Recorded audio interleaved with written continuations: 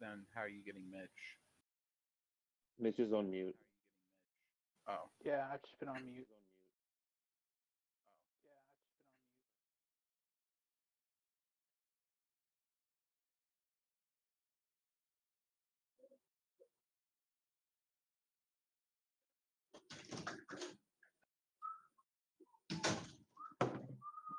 Yeah, Brock is definitely the quietest person for me.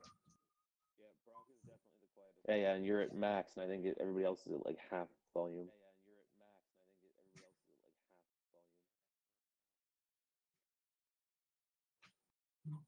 A little bit. A little bit, yeah. I have you turned up all the way in Discord automatically, so.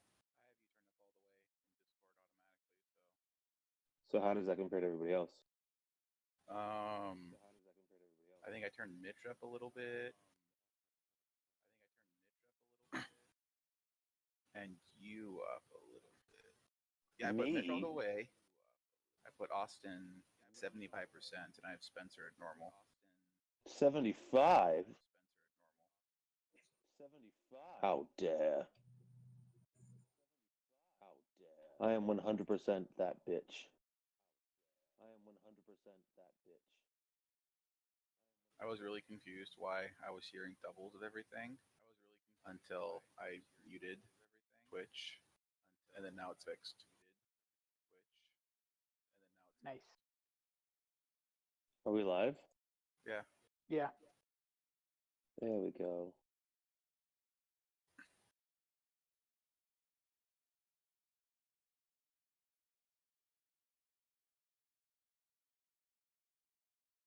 Gang, gang. Gang, gang.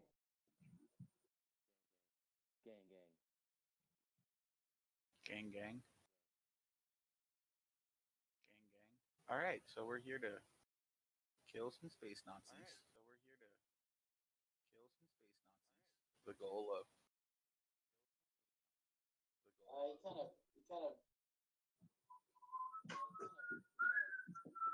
I think they're space Nazis.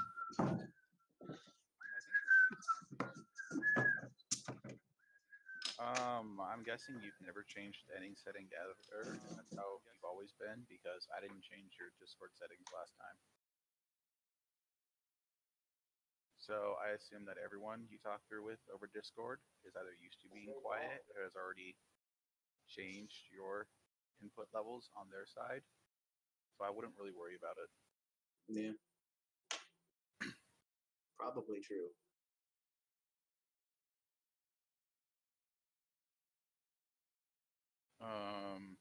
As long as. Oh, yeah. Brock, start talking. No one else talk but Brock. Like, keep talking. I need Twitch to keep up.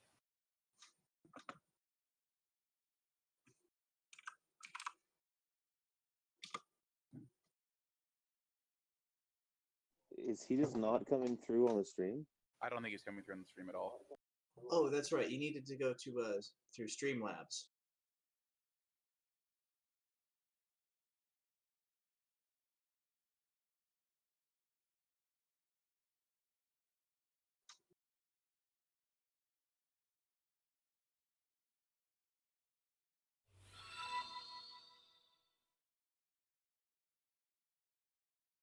That was a funny noise. Well, I'm in the house, so. Our house in the middle of our street. Our house. Bow, bow. Sounded kind of fun to me.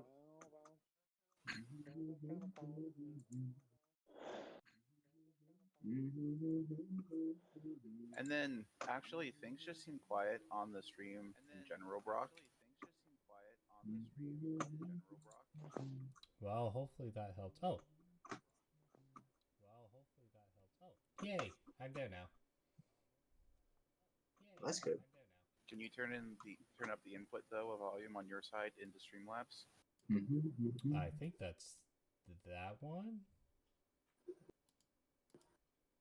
Yeah, I think so. So I think I did. I didn't do anything.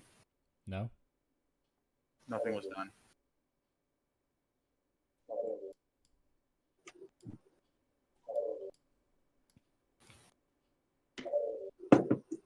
Because when I'm listening to it via Twitch, it just seems very quiet.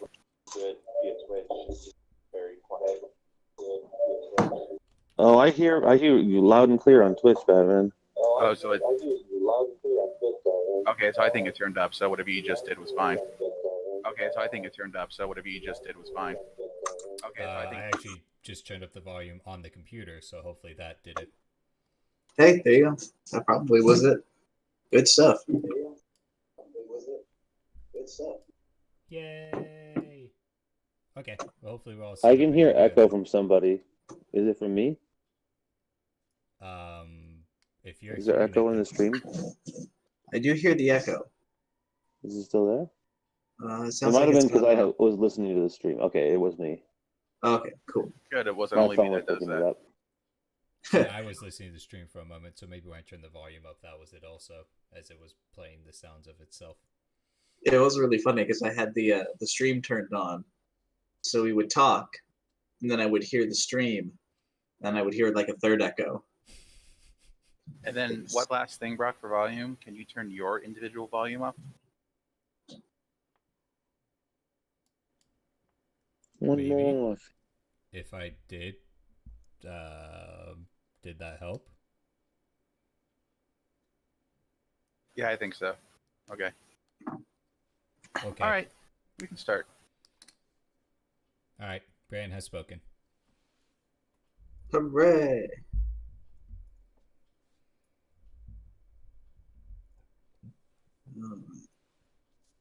So here we are, floating in our magical rocket ship through space. Yes, indeed. We So got some new friends. that We're actually is not in correct. our magical rocket ship. For one, it's not rocket science. It's not magic. It's science. And for two, it belongs to Release Crixus III. Yeah, what a dum-dum.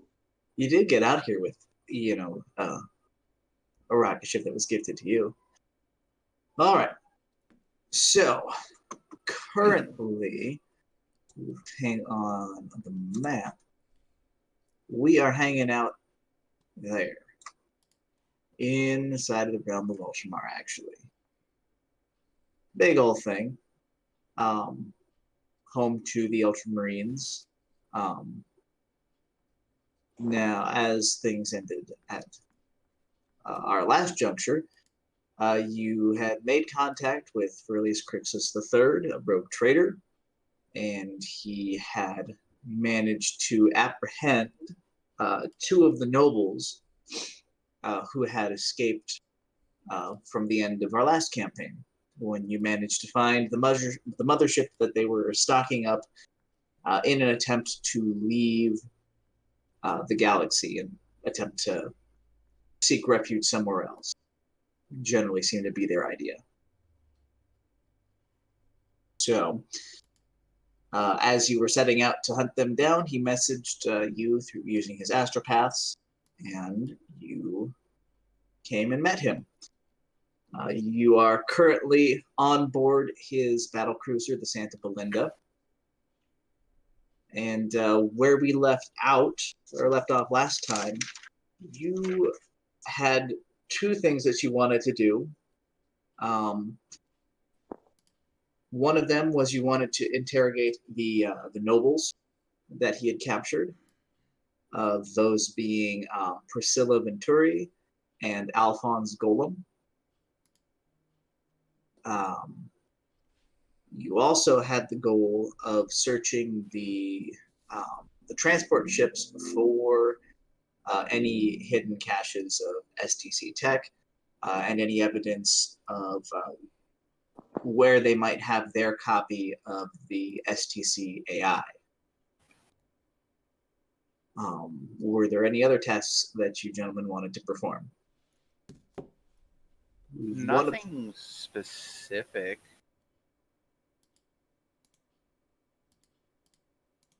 All right, perfect.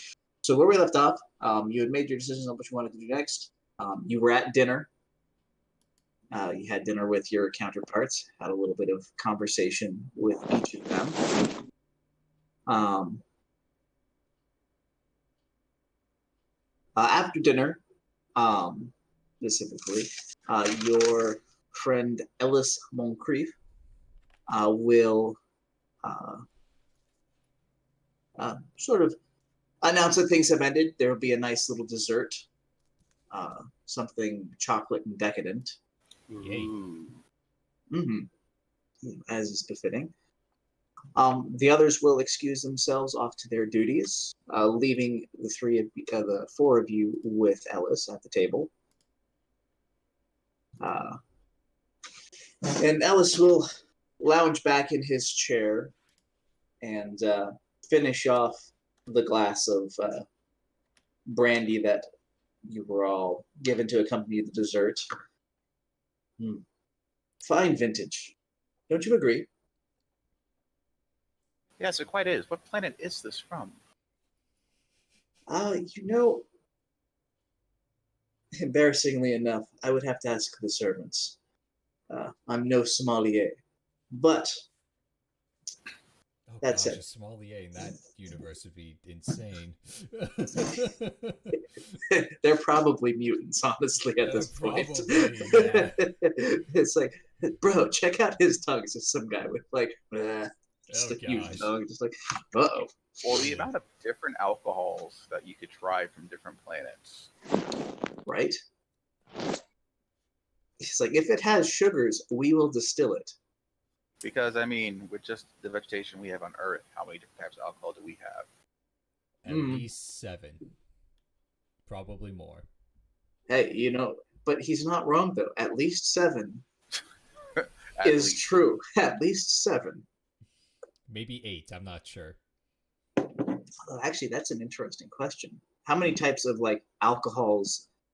Like, there's a lot of different beverages, but they all have the same like alcohol, like alcoholic molecule. They should. Ethanol, I believe, is the same Yeah. for all alcoholic beverages, at least on our planet. Yeah, that's what I thought. Huh. That would be funny. That's one of those little unexplored lore bits. Do they have other like alcohol equivalents? Although at that point, would they even interact with human physiology the same way, or would they just be straight poison? My guess is poison. Yeah, probably poison. It's like, Um, we heard that the silicon-based life forms really find this one quite delicious. We're taking their word for it. I'm guessing it's gonna be like if your planet is terraformed / close to Terra's alignment, it Yeah. might be good. If you can eat the vegetation on the planet, maybe you can drink the alcohol from the vegetation. Probably. I mean, I guess it all just depends on what the base is. Like the Turians are, like in Mass Effect, are based on a different type of protein structure, I think. Yeah, a lot of the races from Mass Effect have different protein structures. So they can't digest, like, if you try to eat their food, you at best have like an allergic reaction. Yeah, that's no good. This brownie might kill you or make you itch. Dealer's choice. Yeah. But anyway, to Ellis's comment, he'd have to ask the servants what planet it's from. Tyra can just be like, "Oh, don't worry, it's not that important. I was just curious." And it's always good to be asking questions, and I would expect no less from my current company. It's the only way we've kept up so far. One might even say you're an inquisitive bunch. Ooh, he didn't go there, did he? No, he did. Oh, he went there. He totes went there. Uh-oh. All of Spencer's NPCs have strong pun games. Yeah, they do their best. You haven't noticed that yet? Exactly. So, that said, I don't know about you, but I am ready to retire for the evening. If you would like, I can show you to your rooms, and we can, in the morning, talk about our preparations both for our trip and for any tasks you would like to finish off before. Yes, I think that would be apt. I will nod in agreement.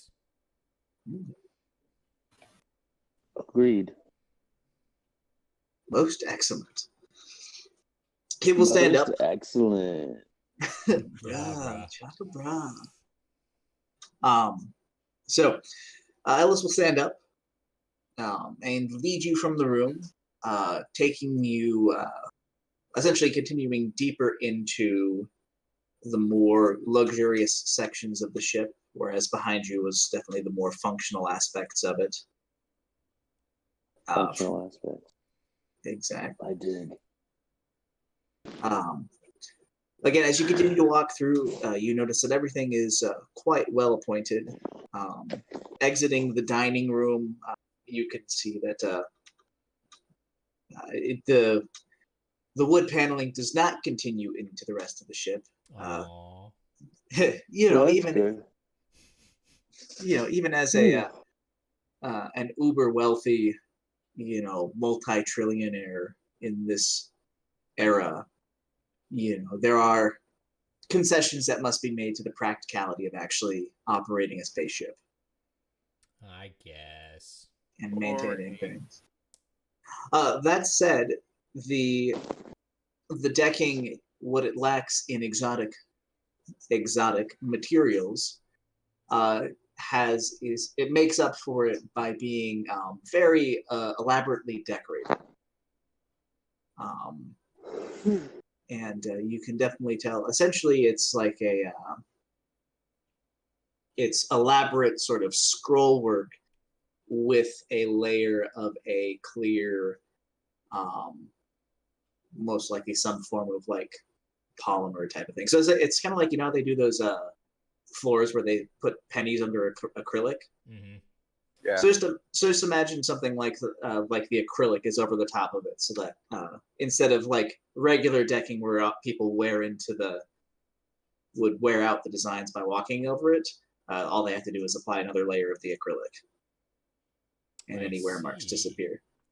That's convenient. Quite smart. Yeah, and you can definitely tell. Icarus can tell that there is almost kind of a microscopic scoring that has been applied to it, so that it's not like you're walking on just like a flat finish. There's actually a little bit of traction. Okay, so it's not so slick. Yeah. So it's definitely functional, but however they managed to apply that, it's done so without obscuring the ability to see the elaborate designs on the decking. I like it. I like it. Yeah. Just concessions to luxury and ostentatious wealth with a practical touch. Of course. He leads you through the ship, making just kind of pleasant small talk. He'll point out important things for you to know as you make your way along. Over here is, access to, if there was some form of an emergency, you would probably want to head this way. Over here, you can find a quick, he'll point out access to the galley if you wanted to go and make special orders. Here's the gym, here's the spa, here's the continental breakfast, here's the business center. It's pretty much that. Oh, isn't that convenient? Yeah, at the very end, he will walk up and he'll kind of press his palm to a reader and open up the doors to a large suite.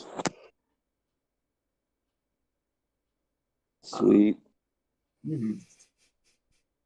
Well, my friends, this is where you will be staying for the duration of the trip with us, if you would like to, of course.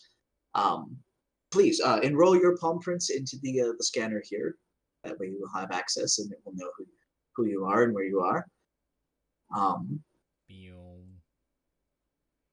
And as you do so, moving inside, it's essentially it has a central sort of living room type setup.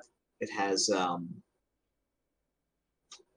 couple of couches set around in a kind of like a central area, and it's kind of like depressed into the floor. If that makes any sense? Like it's like a 2 steps down sort of a deal.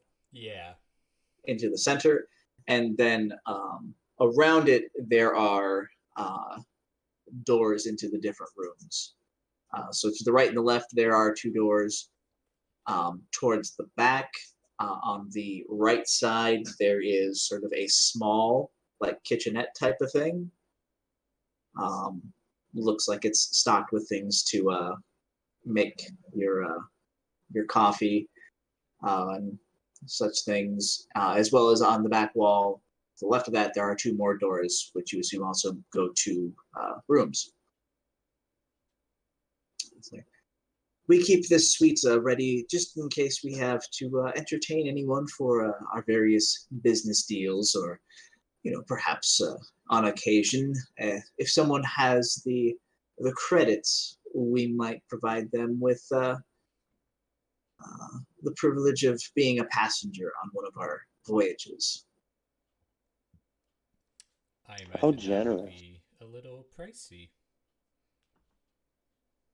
Most decidedly. Usually they have something to offer more than just credits. In any case, please make yourselves at home here. Take advantage of these facilities as you would like. Make yourselves comfortable. There is a room for each of you. If you need anything, you can call for any one of the staff. He will point to a, essentially it's like a 40K version of like the Google Home type deal, and just be like, you can summon someone through that. Hey, Alexa. Who is Alexa, and why is she a heretic? I guess Because that's everyone's a fair. heretic until proven otherwise. Exactly. But yes, having pointed out the amenities and everything, he will look around, be quite satisfied, and be like, well, it has definitely been a pleasure to meet all of you, and I wish you a good night's rest. I will see you in the morning. Likewise to you. Mm-hmm. And with that, he will exit the room and leave you to your own devices. What do you want to do first? All right, so we have to kill them all. Wait. Hold on a second. What? Yeah, we gotta kill them all. Kill everybody. I So in thought the you'd middle- never say so. In the middle of the night, we're going to ninja out of here.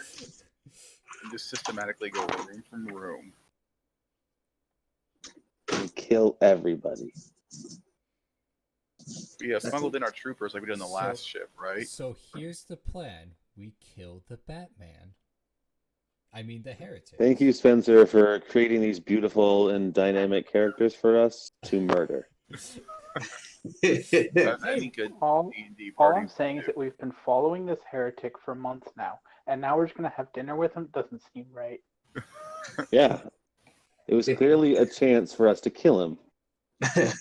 Spencer goes, this would have been mighty boring if you guys just went on the trip. Map changes, it's this layout of the ship. All right. First action, what do you do? I'm anticipating this. Actually, first question, was that all in character? No. No. I mean, mine was pretty accurate to how I'm thinking in my head, but I'm not saying it out loud. That's All right, okay. that was Just above as board. a gauge. That is important. So now that you have your swanky little pad, what do you want to do with it? Sweep for bugs. That's actually probably the first thing we want to do. Perfect. I'm pretty going to good need idea. some, we'll call that security checks. I can get And- some security along with Austin. We'll do security at a -10 and an awareness at a -20. I don't Okay, think I'm so making it security. to- Security is intelligence. This is out of 66. Oh, wait. Ooh!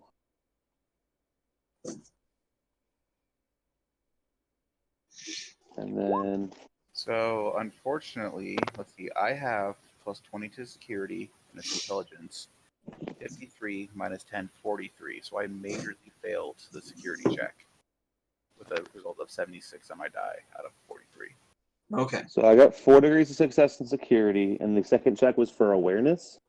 Awareness, and essentially it's checking for the same thing. I It's just Okay.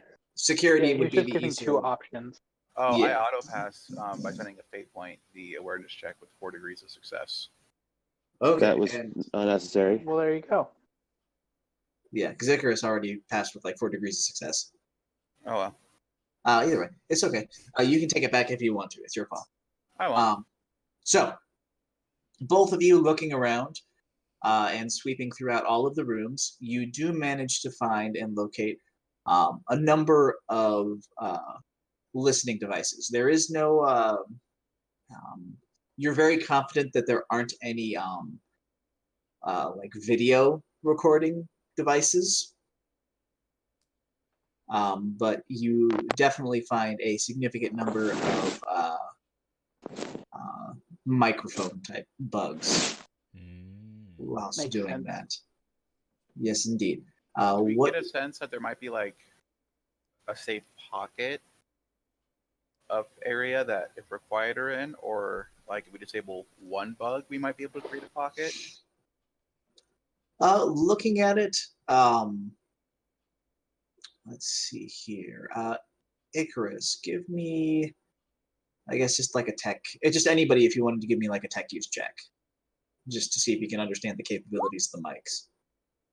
Boom, Okay. Icarus really got it. I really failed. So, Icarus can tell that these will be really hard to spoof,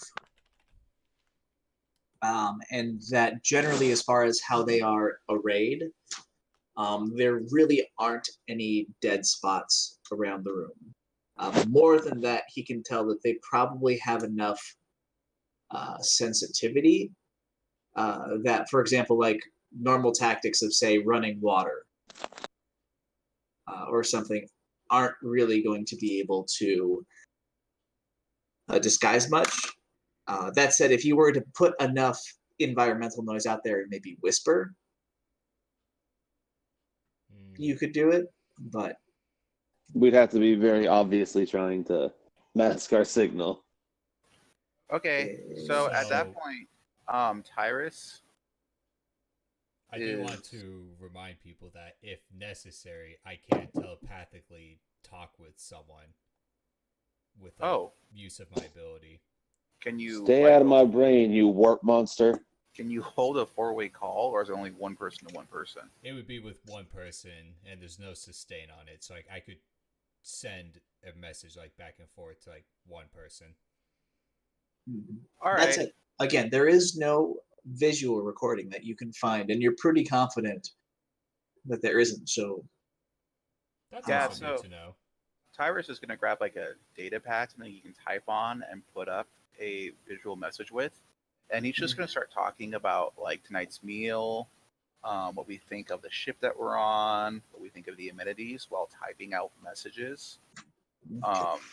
So to fill the air with just like what seems like casual conversation while using text to actually give information that he wants to give. And this would be the first chance for Tyrus to tell the rest of the group that he heard that they're interrogating.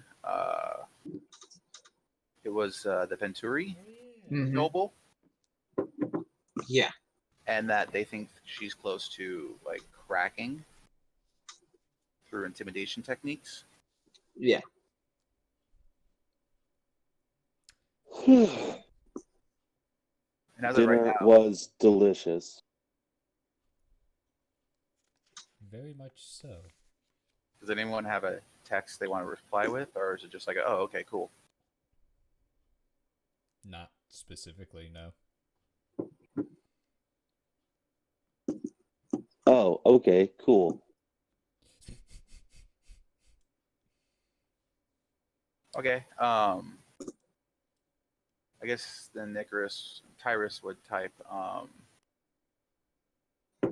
Kaltos. You and I talk to the prisoners tomorrow and see if we can beat them to any pertinent information. Got it.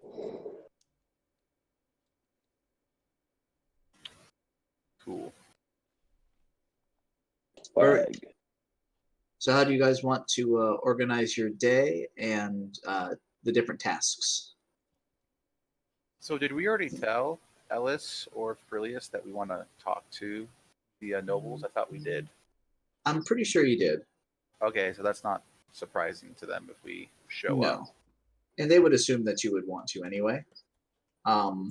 The other thing is, I believe you did mention to them that you wanted to speak to or investigate the ships. Yeah, those are the. Okay. Yeah, Tyrus is definitely better suited towards the interrogation side of things. He can assist Icarus, but Icarus is just so much better at all the tech stuff that it's almost not worth it. It's like I built my entire character around playing with tech. Weird. Strange. So yeah, Tyrus is going to want to go to interrogate. What are the rest of you thinking? I planned on going to the ships. I'll be with you at the interrogation and do my usual thing of I can read thoughts if necessary, but otherwise I'm going to stand there and look pretty. And I'll be similar to Brock's character, except I'll be standing there and looking menacing. Yeah, you do a much better job of that than I would, so that's fair. So we're gonna have angry cop, quiet cop, and then nice cop. Okay. Cop. All right. Actually, Mhm. since I'm usually not needed for interrogation, I think I want to go explore the ship a little bit. Okay. They can always get you to help out with the interrogation later. Yes.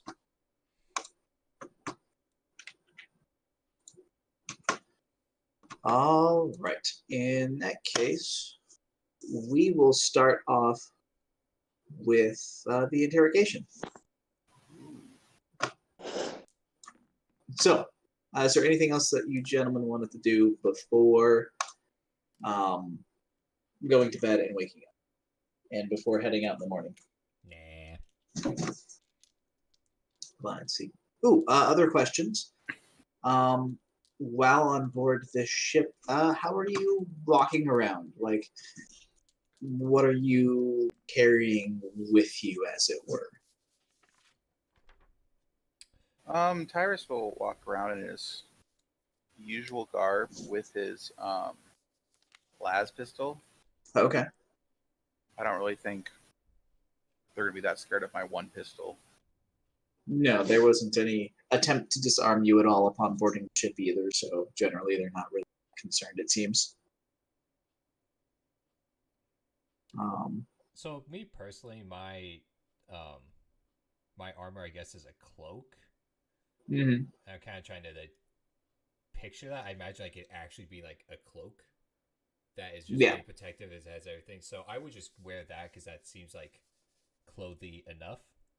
Yeah. And I'm like, I'm not going to carry my las gun, but I would carry my chainsword as it is. Well, I say bedazzled because it is custom gripped and sacred inscriptions on it. So it is Only probably a symbol. Huh? Only the cloak, Brock. That only covers the back side of yourself. You need things to cover the front side. The rest of the cloak. Well, yeah. Just wrap the cloak around 360 like Dracula. I mean, have you seen Lord of the Rings? Frodo's cloak turns into a rock. I mean, he's got a point there. It's a lot of armor. Uh-huh. Yeah, His so I'll cloak have like has my access to staff. stone shape. That's fair. I told you to take his Take staff. the wizard staff. Yeah, so I'll carry like my staff, my sword would be like on me, and then I'll have my cloak because, yeah, but I won't carry like my guns with me. Sounds good. Also, before you go to bed, a member of the staff will come in and they will essentially ask if there is anything you would like brought over from your ship, be it any members of your retinue or any supplies or weapons that you might not have brought. For example, I don't know that you brought your las guns with you when you first arrived, type thing. I think I would have had my las pistol on me when we first arrived. Like the las pistol would make sense, but like for example, like a las rifle. like, so for example, like for Brock, like you said, you've got your chainsword because that is both combat Ceremonial. but ceremonial, exactly. That's the word I couldn't think of. Yeah, ceremonial. I would request that they bring over my shotgun from my ship, Perfect. because I the haven't- hammer I've always got strapped to my back, and my new power maul is now clipped around my waist. Perfect. I have next to no gear, so I'm assuming my armor and handgun are with me. Yes. All right. I guess a pistol wouldn't be a bad idea, yeah. But I wouldn't carry my last gun. Just the pistol. Also. Perfect. And any personnel or anything that you'd like to have brought over and accommodated? Yeah, my concubine. I There will you go. pass. Thank you, though. Oh, you don't want your concubine? Fair enough. I'll take his concubine. Excuse you. It's like, I'll take Harlock's concubine as well, please. He's not using her. Ew, she's ugly. Never mind, you can have her back. No wonder he didn't ask for her. You're ugly. UGL. Now I know. All right. Yeah, perfect. That will do it. You will retire for the evening, or whatever counts as evening aboard a spaceship. That's fair. And in the morning, you will be. For those of you that are early risers, you'll be awake when it happens, and for those of you that are perhaps sleeping in a little bit, you will be awoken by a member of the staff, ringing essentially the doorbell. I would say I'd be awake. I would could also be answer awake. Doorbell. Perfect. Who answers? Sure. I'm busy pouring myself a cup of coffee, so you can do it. Heresy waits until after my first cup of coffee. I've learned Very never important. to answer the door. That part too. Hello? Ow! Damn it. Listen, How guys, rude. I have a daily ritual, and it has to be completed perfectly before I can go out and do my duty. It's like, if I Yeah, don't do it, Duty. people will die. If I do it, less people will die. Yeah, doo-doo. Duty. So who's at the door? So at the door, it will be a man dressed in what you've noticed to be the uniform of the crew of the ship. Slightly nicer. Like, my Lord Inquisitor, good morning to you. Would you like me to have breakfast brought here, or would you like to join us in the dining room? Kind of turning around to the others as I say, I see no issue with joining them in the dining room.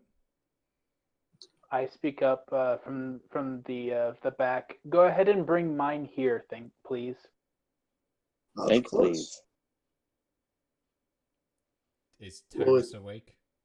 Tyrus is not an early riser, so he's just like rolling out of bed. We'll see right now. Tyrus for lunch. I will go ahead and join everyone else in the dining room. I think these three would like their meals brought here. No, I'll go to the dining room. Oh, okay. I was waiting for chance to chime in. Oh, okay. Most excellent. I will dispatch meals for them as soon as possible. But if you two would follow me. Of course. Follow. Excellent. Hola. I did want to see the ship anyway, so might as well start. Making your way into, once again, into the fancy dining room, you arrive to essentially a 40K equivalent of a continental breakfast done trillionaire style. Ho ho ho. So a lot of, again, just luxuries that you don't always expect for space travel, lots of fresh fruit and such, stacked out kind of buffet style. Upon arriving in the room, you do see that. Check on his names for everybody. That Sun Shar is actually leaving the room as you arrive. Okay, that's Psycho Chick. Yes, indeed. She will nod at you all as you enter in and make her way out. And at the moment, Alistair, the head of military forces, is currently sitting down with a heaping plate with a whole lot of biscuits and gravy. Not quite, but you can definitely tell that there is a lot more animal products than there is any sort of plant-based Perfect food. That's fine. He is a man that plays to his stereotypes very much so.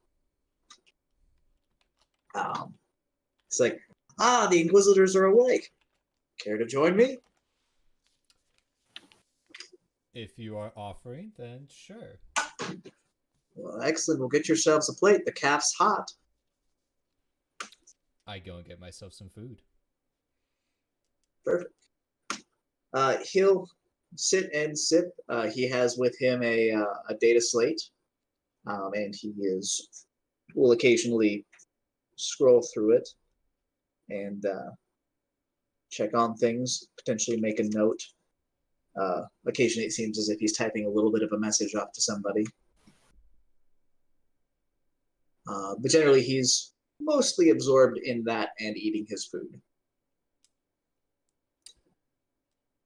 So within the dining room, is this like mess hall where like everyone, the crew comes to eat, or is this like the important people come to eat here, or? So you are currently back in the sort of dining room, ballroom that you had dinner in. So it has so it's definitely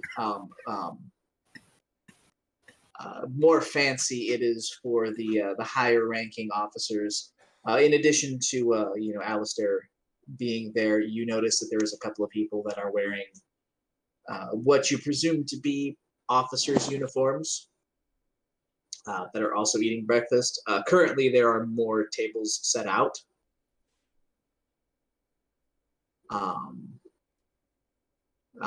Than there were when you had dinner the night. So essentially, you can tell that this is operating as sort of like an officer's mess. Gotcha. You can imagine that generally the galley, like close to the galley, would probably be where they were serving the enlisted men, as it were. Gotcha. Exactly. So definitely still a more exclusive crowd than you would generally expect. So you've gotten your food. What do you do? I would, for the most part, just be more quietly eating my food unless someone comes up and talks to me. Kind of just looking around. My idea for the day is to try to get a layout of the ship, where people are, what people typically are doing. Okay. I'm going to attempt to be as quiet as possible, a silent observer, and kind of see if I can spot some more strange tech either in this ship or in people's personal armors and armaments, and await my counterpart until we go to the other ships. Perfect. Give me an awareness check. You can make one as well if you want to, Brock. Oh, might as well. I am only somewhat terrible at it. Awareness. I recently got good at that. I believe the fox says, 30. Heidi. I was going to say, What Brock, have does you the not heard that cost song? say? I have, Okay. sadly. I think everyone's heard the song. So I don't think I made my 30. Probably not. What about you, Icarus? I am looking right quick. I do believe that I have a plus 20, so 48 out of 55, so I pass with 0 degrees. Okay. Looking around, listening, for example, you get a sense that all of the ship's subsystems, you can think about like air recyclers and such. Those are all just absolutely purring. Like, you just imagine the machine spirit is probably like a really fat and satisfied cat Oh, what a good spirit. type of a thing. Like, just with how well and smoothly everything seems to be operating. As far as the people that are around you, you can tell there is a general high degree of morale. Both you and Brock will notice, occasionally men will approach Alistair and greet him kindly, and he will greet them warmly in return. And there isn't a single one of them that approaches him that he doesn't know their name. Oh. And he'll ask them some personal question about perhaps a hobby or something like that. And within that, he will. But otherwise, nothing too interesting happens. Generally, people are wearing something that's pretty close to what you've seen, as far something close to a standardized sort of naval an imperial navy uniform, just slightly nicer and stylized, and all of them have the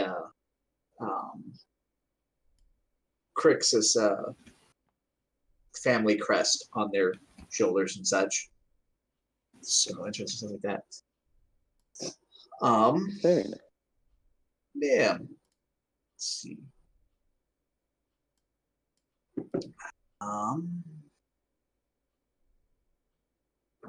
Interesting. Hey Brock, how are your headphones plugged in? I have it plugged in through a sound interface. Like just one of those like 3.5mm jacks. Yeah. Try. Wait, no, my microphone is. I think that's what it's called. Yeah, maybe. Like the round. I have like an actual standing mic for like. Okay. It's Weird. the one he brings down for his games. Yeah. So I was just curious if maybe it's loose, and you just need to like push it in further, because it has like those the lines on it. Those are like the connectors for the individual like audio channels.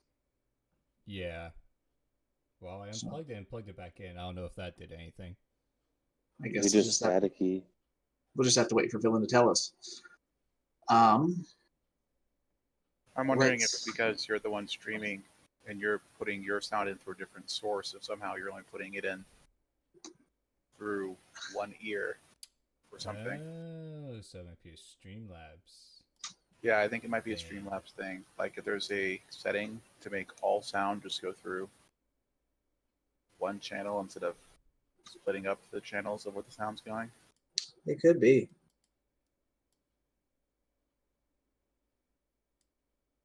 Huh.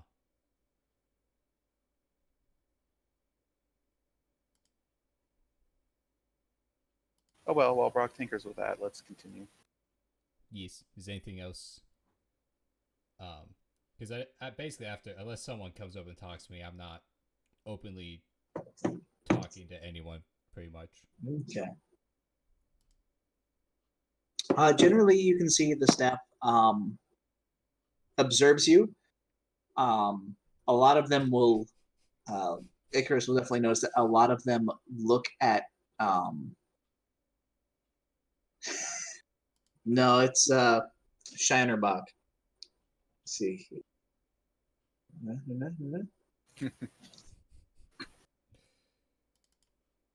I'm staying safe.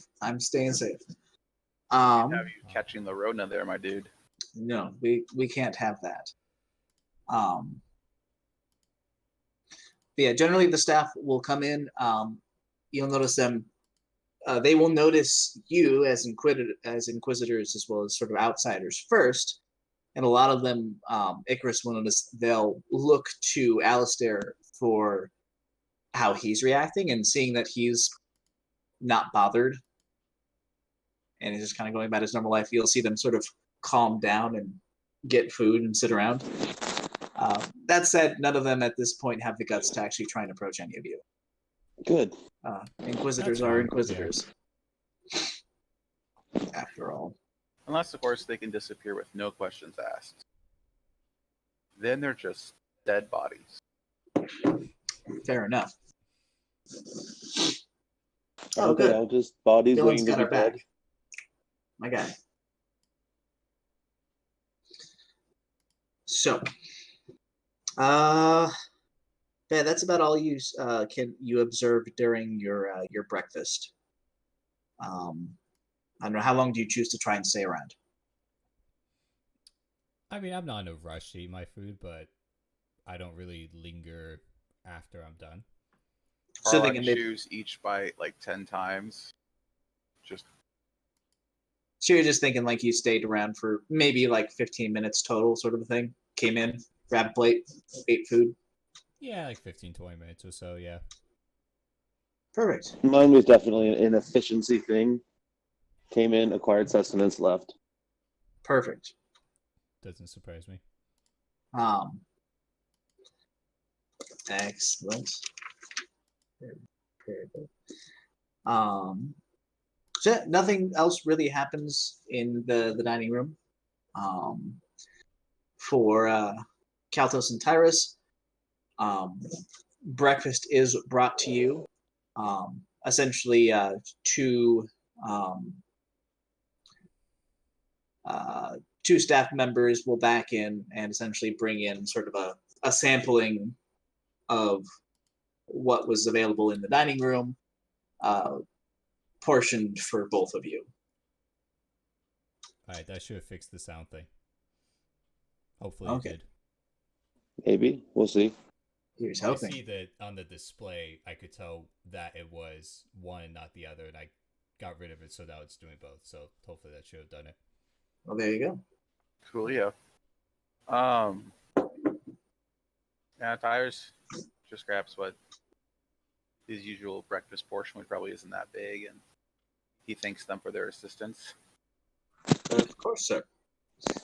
Always happy to be good hosts. I vaguely acknowledge their presence as I grab my food from the trays. Just enough to not run them over on the way to the food. Fair enough. So long as they didn't get in my way, they're fine. That's about what it is. You just Makes kind of like sense. menace them with the power maul. No, I just give them a look. I don't think they're really worth the power maul this early in the morning. Yeah, you're probably right. Generally, they nod and have a bit of a smile for Tyrus, and or the one that brought the portion to Tyrus is that, and the one that is bringing the portions to Kaltos is very much kind of backing away slowly. Good. He gets it. Mm-hmm. Do their best. Now that you have all had breakfast, how do you want we're splitting up, correct? So we're having Tyrus and Kaltos go and interrogate the nobles, and you have Harlock wants to go and explore the ship, and Icarus wants to go and join Zazarach and investigate the traitors' ships. Sounds Perfect. about right. Yep. In that case, we'll go ahead and we'll start with the interrogation first. Okay. So how do you two want to approach that and getting that started?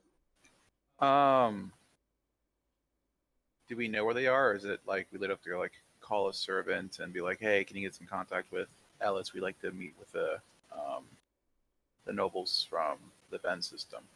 Yeah, so it would definitely be the latter. So Okay, yeah. So we'll contact Ellis and we'll set up the earliest interrogation that we can. Just say that we're on our way. They'll make sure it's ready when we get there, I'm sure. Oh, yes, of course. We definitely expected that you would want to speak to them. I will dispatch someone to escort you shortly. They will be with you and will take you to the brig, and I will meet you there to facilitate the interrogation. Thank you. Alrighty. A minute or so will pass, and then there will be the door will chime. And we'll answer it. Perfect. You will be met by a man in officer's garb, and he will, my lords inquisitors, if you would please follow me, I will take you to the brig. Lead on. Excellent. He will take you, based on your kind of experience and orienteering, you can tell that you are headed back towards the more functional areas of the ship, outside of, away from the more luxurious spaces again. However, you take other hallways, so you don't end up passing through the dining room. But essentially, it's more like just side passages out, as it were. Whereas you get the sense that for escorting someone in, the main passage would take you to the dining room as the first part. You reach essentially an internal tramway. Again, seeing as how the ship is over a kilometer long, you don't necessarily want to have to walk all that way. And getting on board it will take you for a quick, about 2-minute ride, where you will get off, and you can immediately see, you can tell the difference as you've moved into a place that is very much more functional. Beyond that, you can tell that getting off and making your way through it, you can tell that this is more the domain of what you would assume would be Alistair's people. There are a pair of guards with, at this point, they have las pistols on their hips, standing sentry outside of the entrance into what is marked as the brig. And everything is very much, you can tell that there is quality in the craftsmanship and the construction of this place, but it is not luxurious. It is very functional.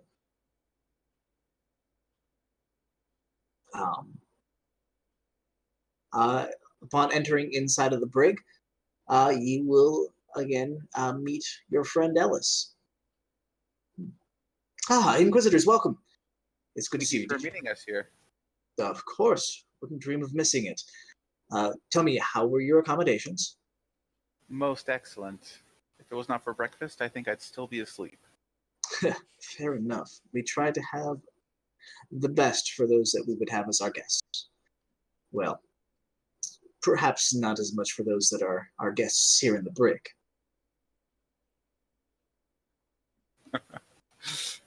Well, I would hope not. Agreed. Betray the letter of the Emperor, and you no longer receive such luxuries. Indeed. Well, that's it. Which we have prepared the lady of the Venturi house for you, if you would like to speak to her. I'll turn to Kaltos and I'll be like, I think it's a good start. What do you think? Sure, yeah. That seems as good a place to start as any.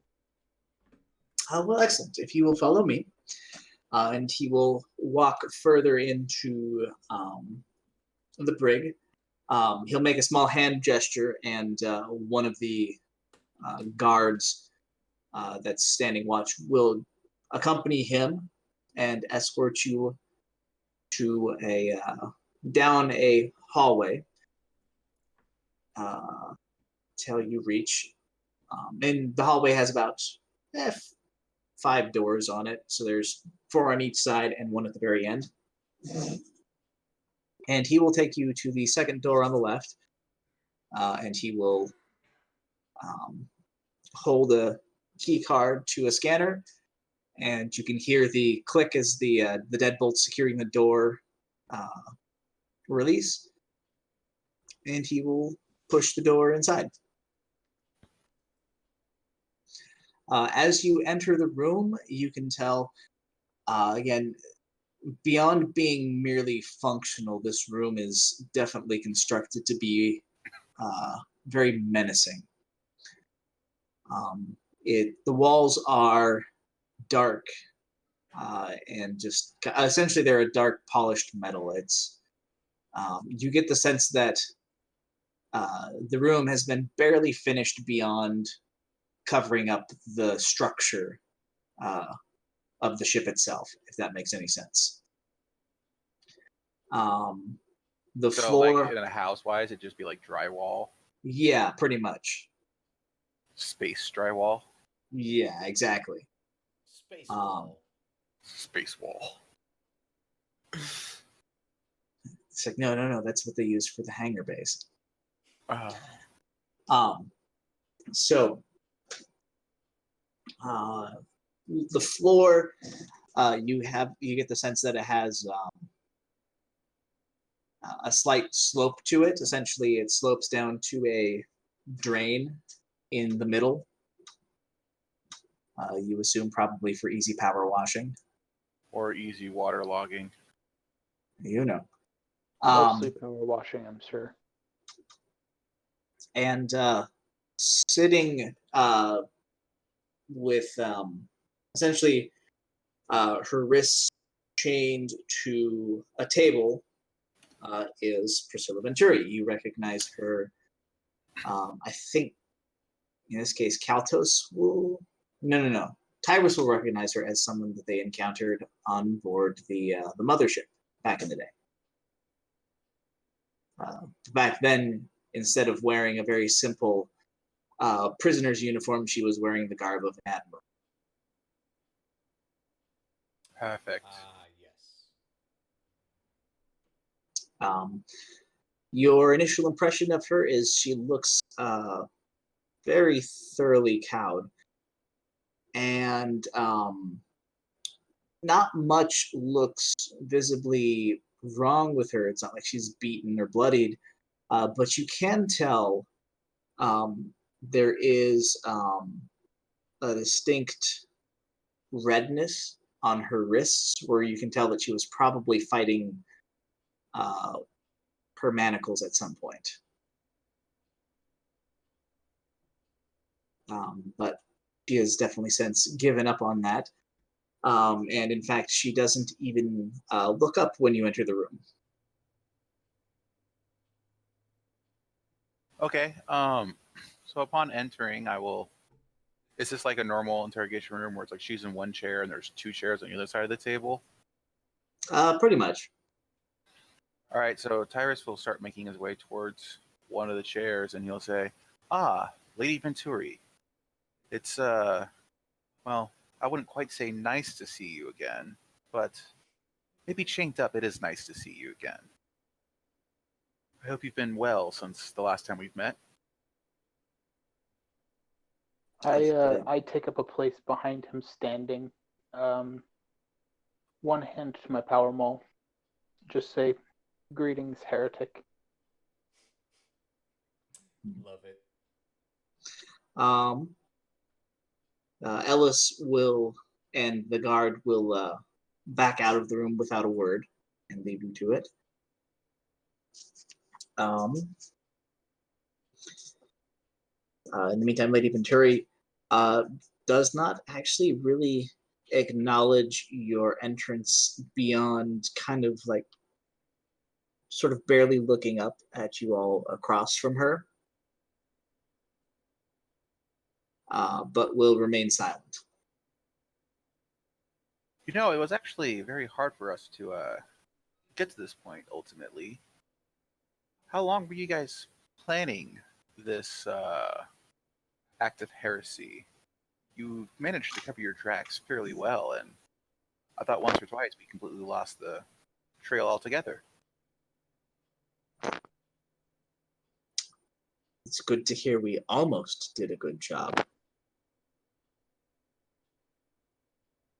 Yes, but almost only counts in horseshoes and hand grenades, as the ancient Earth saying goes.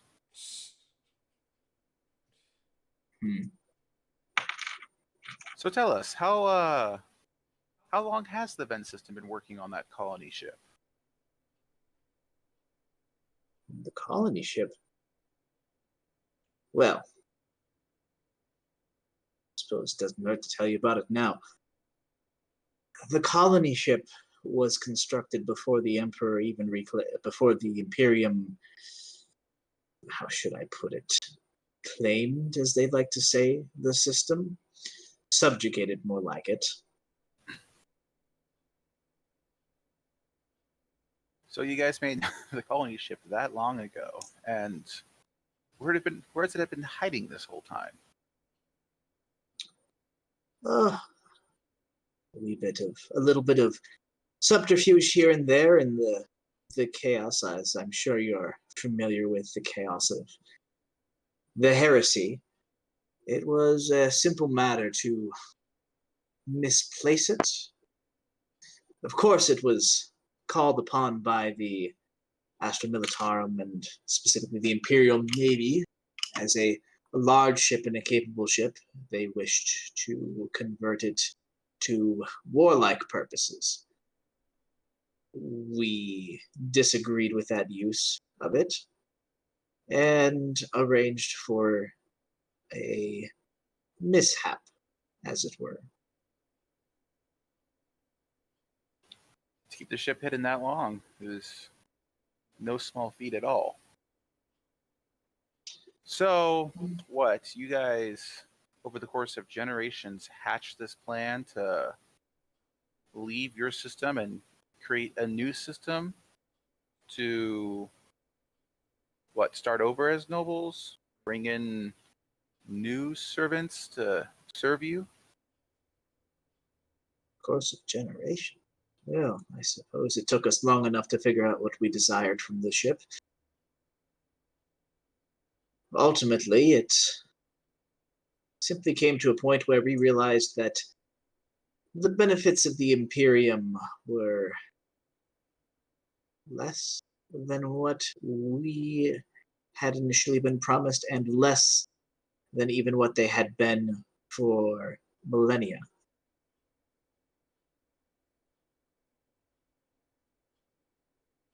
Well, I guess the benefit is not being chased down as heretics. It's not just the heresy. It's not simply the Imperium asking for its tithes. It's the things that your Inquisition was set up to fight. Although, I imagine you yourself are not in charge of fighting the threats we seek to escape. No, I'm actually merely a part of the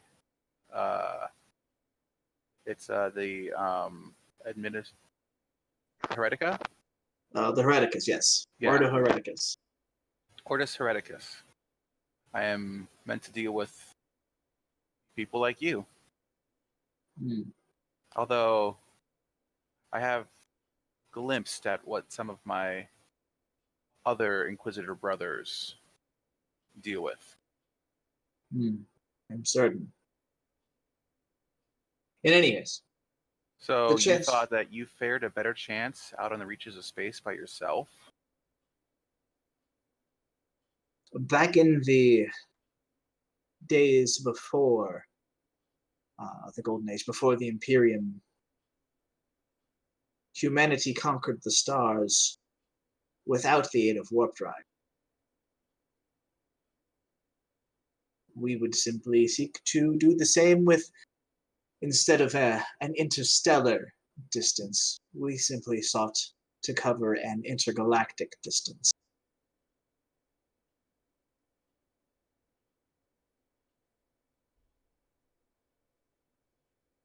Unfortunately, I failed to see what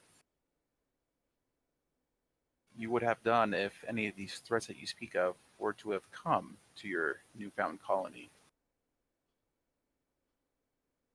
You make a fair point, but a gamble is a gamble. Try something new, see if it works. Perhaps it doesn't. Perhaps we were merely dooming our progeny, those that would actually be alive at the time that they've reached a new galaxy, to die on a failed colony. Perhaps we would merely give them a few thousand years in which they might establish a new human civilization only for the same threats that menace us here to follow them. Or perhaps we manage to establish a new human civilization free of the trappings of this dying and decrepit organization that you call the Imperium of Mankind, ruled over by a... At that, the power maul is going to come right off my hip at low setting and smack her right across the face.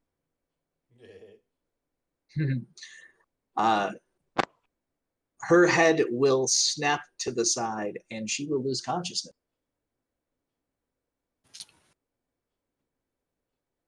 Huh. She will awaken, and there any- maybe by the time she does, she'll have relearned an amount of respect Is there any for the Imperium, to which she is already a heretic. Is there any water or anything in the room to splash her with, or? You could definitely ask for something to be brought by the guards outside. Yeah, we'll do that, and if she doesn't wake up in a couple of minutes, maybe try splashing some water on her. So if you summon them, one of the guards will see the predicament, will leave for a moment, and he'll come back with essentially some smelling salts and crack them under her nose. Smelling salts, nice. Mm-hmm. So as her head is lulled off to the side, he'll crack them, and she's like, Ah, you've come back. I wish I hadn't. It's getting quite lonely. Where were we? We were talking about progeny. Oh, were you going to say something, Mitch? Not really. Okay. We were speaking of progeny. Dane's doing well. I don't know if you've had any contact with him since you left. I actually hope you haven't. He's really taken up to being one of the main nobles of the Ben system, loyal subject to the Emperor. For a moment, she'll sort of draw a blank. She doesn't even know who Dane is. That's how little he registers. A little bit of that, a little bit of she also just got smacked in the face with a power maul. Just it was set to a setting that was no worse than shocking mace. It's fine. Yeah. Oh, you're right. Yeah. Yeah. It was just a stun shocking baton, mace. really. Just She still could have died. it just tickled, just a little bit. No. I know exactly how much it would take for me to kill her. It's fine. Exactly. She pauses for a moment, collects her wits about her, and you see a kind of a twisted smile cross her face, and she looks up and makes eye contact with you. Ha. So he survived. I'm surprised that you all managed to resist the desire to shoot him. Had that desire plenty of times myself. Oh, it took a bit to drag him out of his drunken stupor, but he proved very useful. He does make excellent stooge material. Oh, no.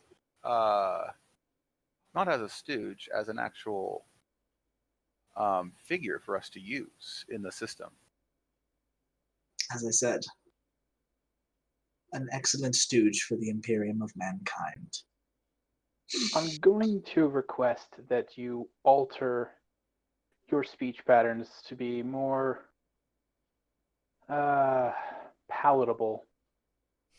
Or unless you'd like the mace again. Why not power it up? You're going to kill me anyway. Not Just if I calling get you my out. way.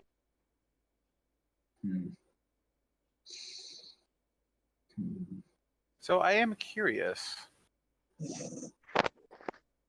who came up with the whole plan? The fuel to get all your ships to your new location, and figuring out where exactly that new location would be. Well, at this you notice she begins to try and speak, and there's almost like a hitch. She kind of stutters, and then just it's like, oh, it was a plan passed down by the generations.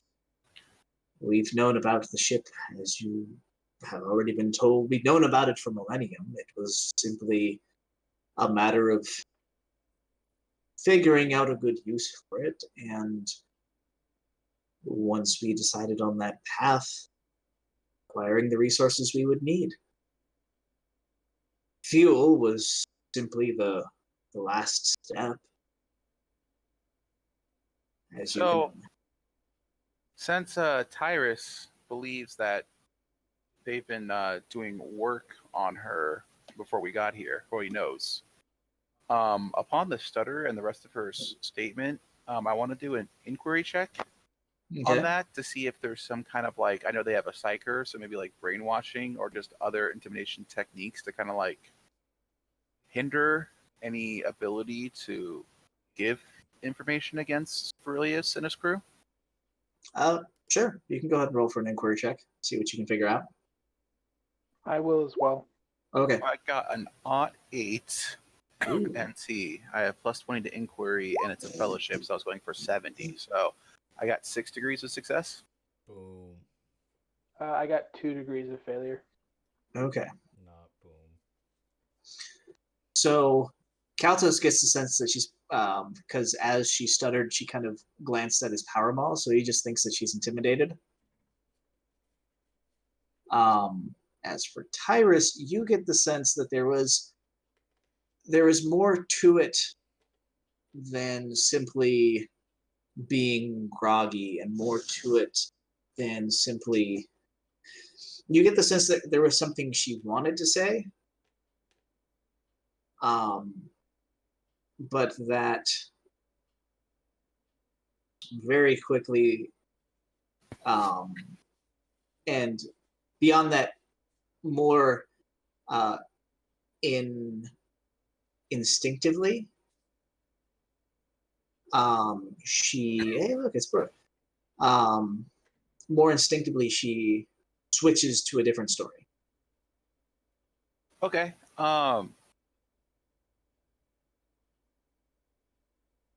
So Tyrus is going to try one more line of questioning. Okay. And he's going to say, so there were no outside forces helping you facilitate any of this or pointing you in the right directions. I mean, we interacted with a vast number of people to get the supplies that we would need, but again, you can kind of get the sense of her hesitating and looking at things and searching. It kind of seems like searching for the right word, but you, based on her prior reaction, you're kind of like, it seems like the same sort of mental hitch. But none would be what I would consider co-conspirators. Okay, so upon hearing this and seeing the same reaction, Tyrus realizes that he may not be able to get any further with the interrogation himself. And so Tyrus just wants to make a show of asking more questions, realizing that maybe someone like Harlock with his mind reading might be able to figure out what the thoughts are. So it doesn't want to just get up and leave once 2 questions sparks the stutter. So we'll kind of leave anything that might be connected to Ferilius, and we'll just try to ask general questions about what planet were they eventually going to end up on, and what were they thinking they were going to do when they settled there. Okay, perfect. I'll be back in a second. I need to use the restroom real quick. Take luck with you. Sounds like a plan. I'll drive over if you need help. Okay, appreciate it. But that wouldn't be very good social distancing. Oh.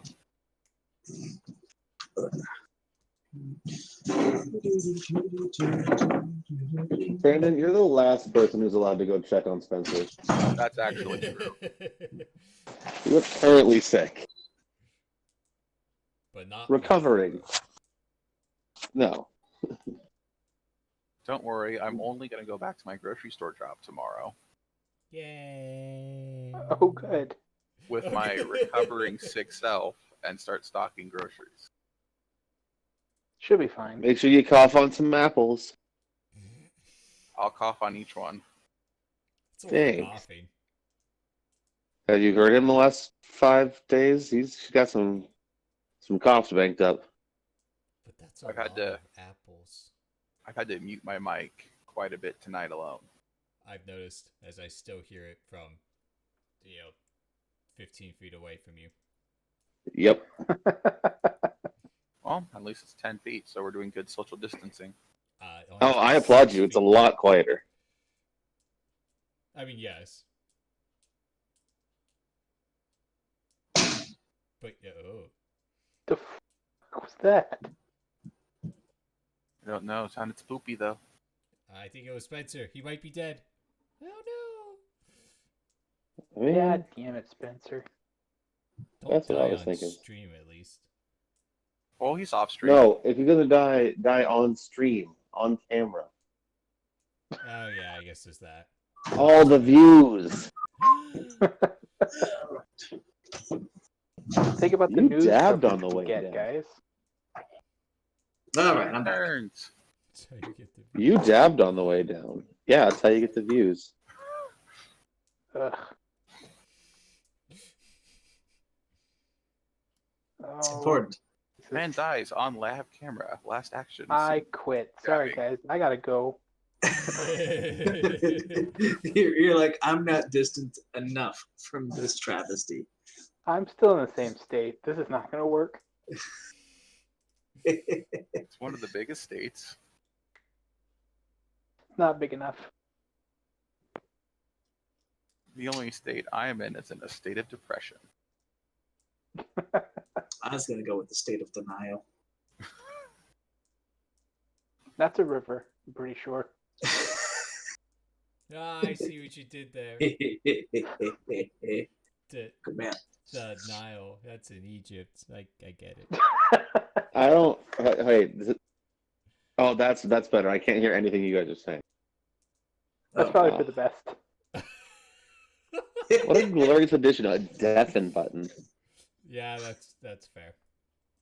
I've done that for individuals on Discord before. It's like, and I don't care what you have to say. Boop.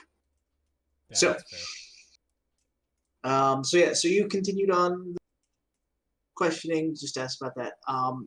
She will mention that they had using, telescopes, been pretty much scouting. In this case, because again, it's the closest galaxy. They've been scouting out the Andromeda Galaxy. Ooh. And they narrowed down a couple of things. And I can't remember if we talked about this, but generally, they weren't looking to try and find some place to colonize here in the Milky Way. They were looking to go to another galaxy. I don't remember that coming up before, but That That's sounds familiar what she to me. just said earlier. basically just said that, during the conversation at the beginning. Yeah, during So- this interrogation, actually. she That's kind mentioned- of a new thing for you. So essentially, they were looking for a sublight voyage to another galaxy, which was the goal. Like they're banking on the idea that they can leave the orcs behind, and that the chaos gods will be essentially what she'll explain is that their thought was that the chaos, whatever forces are focused on this galaxy, will leave their focus here, and perhaps they can establish a new human society somewhere else. What are these orcs you speak of? Because those are fantasy orcs, my friend. 40k orcs are spelled with a K. Are they really? Yeah. Oh, I didn't know that. Did you not know that? There you go. The more you Jeez, know. Brandon, how could you not know that? How did you not So know disappointed that? in you. Oh, gosh. I totally knew that. Yeah, how dare you, Brandon? Otherwise, we they're go. totally stealing. They would never steal content. Oops. They have their content stolen. That's true. Exactly. Orcs, do do do do do do. And then so they're trying to go to the Andromeda system. Nice. Andromeda. So that was more or less what she'll explain. The goal was to essentially use the ship as a generation colony ship, as they had in the old days. Her and probably most of the other nobility would be, put into cryostasis for the journey, with a skeleton crew essentially operating the ship. Left to essentially live as a society for, a couple thousand years, type of thing. Yeah, I was curious because, I know the nearest star from our solar system is 4 light years. Yeah, the Andromeda Galaxy is 2.5 million light years away. Yes, that part. Although, fortunately, it's getting closer, and it's gotten 40,000 years closer. Right, that makes such a difference. I mean, 40,000 years? Yeah, that does make a difference. Especially when going sublight travel. Yeah. Eventually you'll meet up. Eventually. I mean, sublight could mean just below light. Yeah. That's true. But Hence all going, of the fuel. They but needed a lot of ability to just accelerate and then decelerate on the other end. But when you're going 2.5 million years, that's going to make quite a difference on the travel time. Yeah. But anyways, that's kind of an interesting idea of, well, what if we just leave the galaxy? Doesn't all of that just kind of stay here? Depends on if you follow the fan theory of the Tyranids are on all sides of the Milky Way, closing in slowly.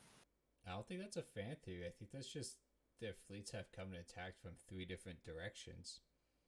Well, that's why it's only a fan theory. It's never been absolutely stated by Games Workshop, but people went, wait, why are they coming from completely different directions? I mean, given the way that orcs and Tyranids work, yes, if you went far enough. Because they still, both groups technically still need biomass to survive. Yeah.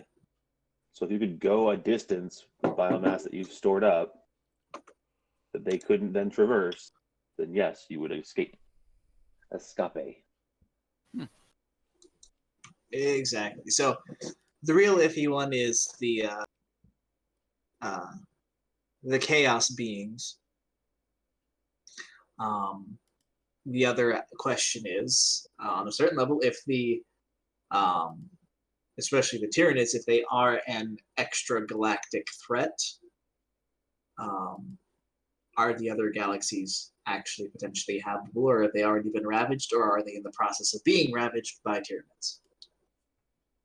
Intergalactic, planetary. Intergalactic. But yes, that's generally the situation. Now that Brooke's here, like once we end quarantine, we'll have to make more biscuits. Ooh, biscuits. Biscuits. Oh. Biscuits. So, yeah, at some point, Tyrus will just look to Kaltos and kind of give him like a knowing look and be like, yeah, I think that's enough for today. We have plenty of time to interrogate. And then Tyrus will get up to leave. Sounds good. Kaltos, I assume you're doing the same? Well, yeah, I'm just gonna follow him out. No need for me to get up. That's true. That is true. All right. Upon leaving, you will. The door will be opened by one of the guards out front, and he'll escort you back out to kind of a waiting room where the desk is for processing people in and out of the brig. And Ellis will be waiting there. He'll be sitting in a chair with his own data pad out, typing notes and going over things. As you arrive, he'll look up and say, well, did you find out what you were looking for? Some yes, some no. I assume we can get a recording of the interrogation for us to look at after. Of course. I will have that sent over to your quarters immediately. Thank you very much. I appreciate it. Of course, of course. In any case, we do apologize. I would offer to let you speak to Lord Golem, but at the moment, the Lord's own interrogators are doing their work on him. Not exactly pleasant to watch, but perhaps you would care to join me for lunch. That actually would sound excellent. I'm quite famished. I do assume at some point that we will get to speak to the Lord of House Golem. Of course, of course. The Inquisition may inquire wherever it wishes. Most appreciated. Of course. In that case, Ellis will lead you out of the brig and back towards the more civilized portions of the ship. And with that, we will switch over to Harlock and his explorations of the Santa Belinda. One tiny thing, at the earliest opportunity where I have a moment to like just catch any glimpse of Kaltos kind of by himself, I will mention, and this could be like even after lunch when we get back to our room, but I'll mention, I'm like, we need Harlock for mind reading. Okay.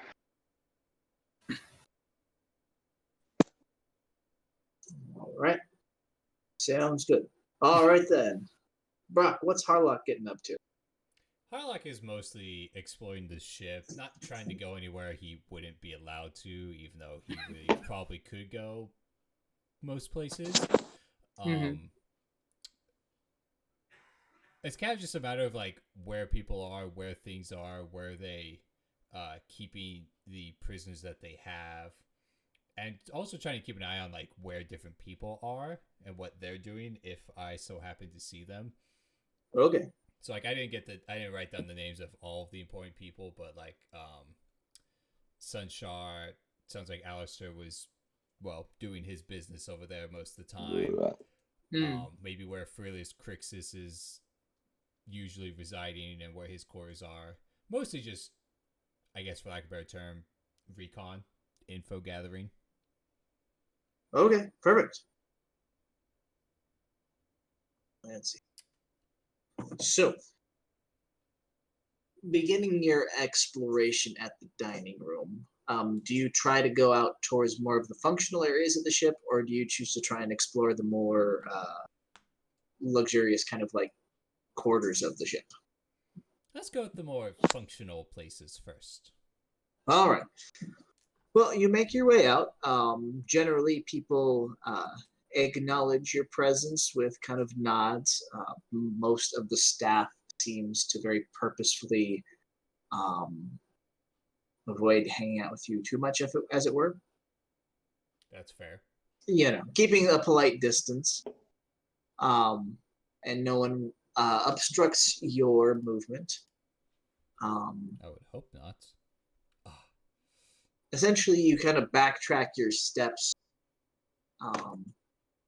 and you more or less are in sort of a main corridor running kind of along the center of the ship itself.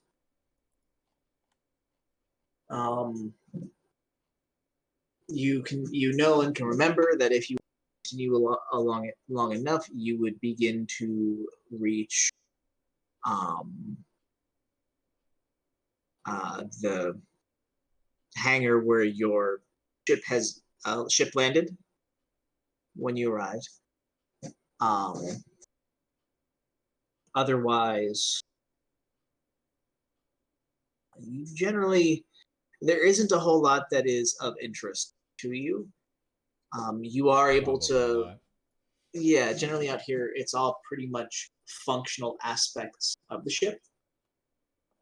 Again, you do get the sense watching things that the crew is very well trained, very efficient, and just going about their business well. The ship is well maintained, in excellent standing. I appreciate that. Overall, nothing seems more locked down than anything. Occasionally, you catch glimpses inside of doors. Perhaps, for example, an engineer might be walking out of a maintenance room, or here and there you might see someone accessing a closet that has cleaning supplies and beginning to go to work on one of the decks, keeping things well maintained. Sometimes you might come across a maintenance team. Perhaps they're replacing deck lighting, things like that.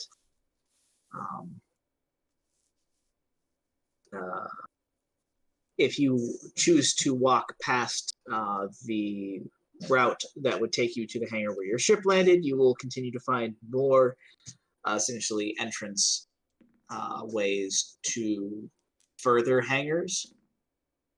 If you do try to go into them, you will be politely turned back, just mentioning that those are currently cargo. These hangars are being used as cargo storage at the moment and are currently exposed to the vacuum. More or less. So they're just depressurized more. Is that the only place that I'm, for any reason, asked or ushered not to go? Generally, are there any other places like that you specifically try to look for? I mean, at least wandering around, unless it seems obvious that it's a place that you normally would be restricted or off limits, I would probably go in and at least look. I mean, I think the only place I wouldn't like wander into like quarters of different people, just because that seems just rude and unnecessary. Yeah. I just go walk into your bedroom, hey, how's it going? No, not quite. Generally, because I guess I know as an Inquisitor, I'm not really stopped from going places. Yes. In that cat. Yes, generally there's nothing that really stops you from going anywhere. Occasionally, a more brave crew member will inquire if you would like some directions back towards the quarters. And, simply asking if he can assist you with finding anything. At least I would probably respond with, nope, just looking around. Of course, my lord. Then I will leave you to your own devices. So yeah, again, nobody really bothers you. Nobody tells you to go any places. If you continue exploring around enough, you will find your way, of course, to some of the tram systems that can take you different places, and you can ride around on those if you'd like. If you make your way further back, you'll come across kind of the engineering section, but it is definitely very clearly denoted. And once again, they will politely ask that you turn back, simply because dangerous environment. That's fair. But yes, otherwise, in exploring more towards some of the outer layers of the ship, you do come across the different entryways towards some of the gun batteries. Fancy. And if you do visit, you will be welcomed heartily. And at one of them, for certain, a very very brave and very jovial gun crew captain will actually inquire if you'd like to see the inner workings of their heavy las battery, as they are in the process of maintaining it. I will take him up on his offer. Oh, perfect. Well, you follow him in, and you can see that essentially the back end of a large las cannon has been removed, and they are currently pulling out what looks to be the focusing crystal array, having already removed, the massive capacitors and all of that from the back end of the gun. One of the things you do notice is there is very little that is automated. They have large, hoists and rigs from the ceiling that they can latch on and kind of lift everything. But it's all purely physically mechanical. So it's got sets of pulleys and such, but it's all being done by manpower. Is that typical? Yes. Oh, okay. It's definitely the gun itself is on kind of a hydraulically actuated, base. But it's just that aspect of even in certain ways where you would expect, like even in today's world, automation, like there's almost it's just that odd part that there isn't what you would expect. Huh. Yeah. It's interesting things like that. They're like, well, we've got plenty of guys and manpower to actually lift this thing, so why would we install some sort of a hydraulic crane system? We've got humans to do that. Interesting. But yeah, generally, outside of the luxury areas, you really don't see anything that you wouldn't expect to see on board a ship of this size. Good to know. Good to know. Is that pretty much take up most of the day, or would I today have time to go look at the luxurious parts? I would say that would definitely take you until about like lunchtime. Okay, I would go back for lunch. So perfect. So you'll make your way back for lunch. And that will bring us to Icarus. Hello. So after breakfast, what did you do? I did much the same thing as Brock did, but with, I guess, less of a wandering, more the purpose. I'm going to continue my assessment that I started during breakfast. Mm-hmm. Just kind of look around for any just odd technologies they have, and attempt to track down where the ships are and where I'm supposed to go to get on them. Okay. Well, you're wandering around. Generally, you continue to come to the expert opinion that this ship runs marvelously well. I'm just admiring its beauty at this point.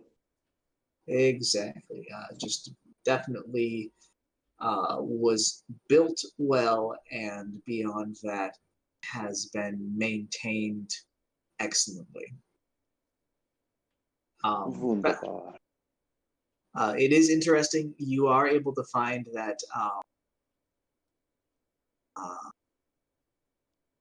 they have chosen at certain points, as you move out towards like the outer layers of the ship, they actually they purposely draw attention to where they grafted in like repairs, because you, again, as was described, it was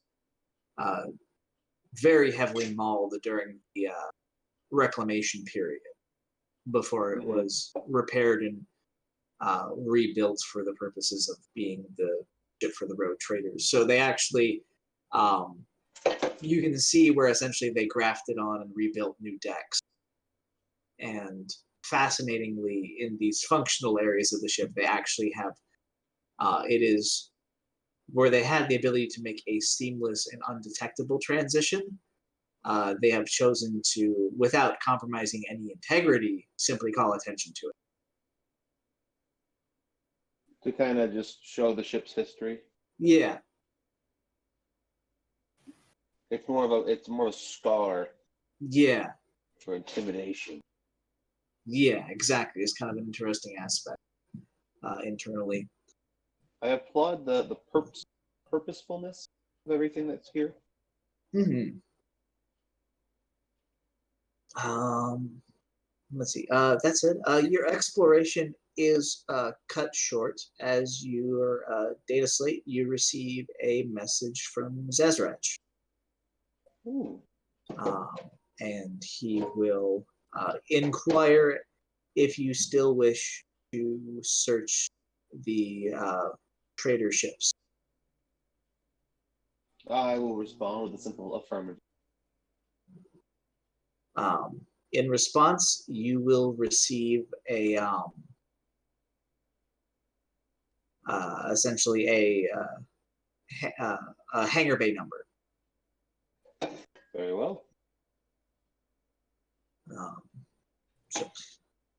You make your way there, and waiting for you is Magos Zazrach.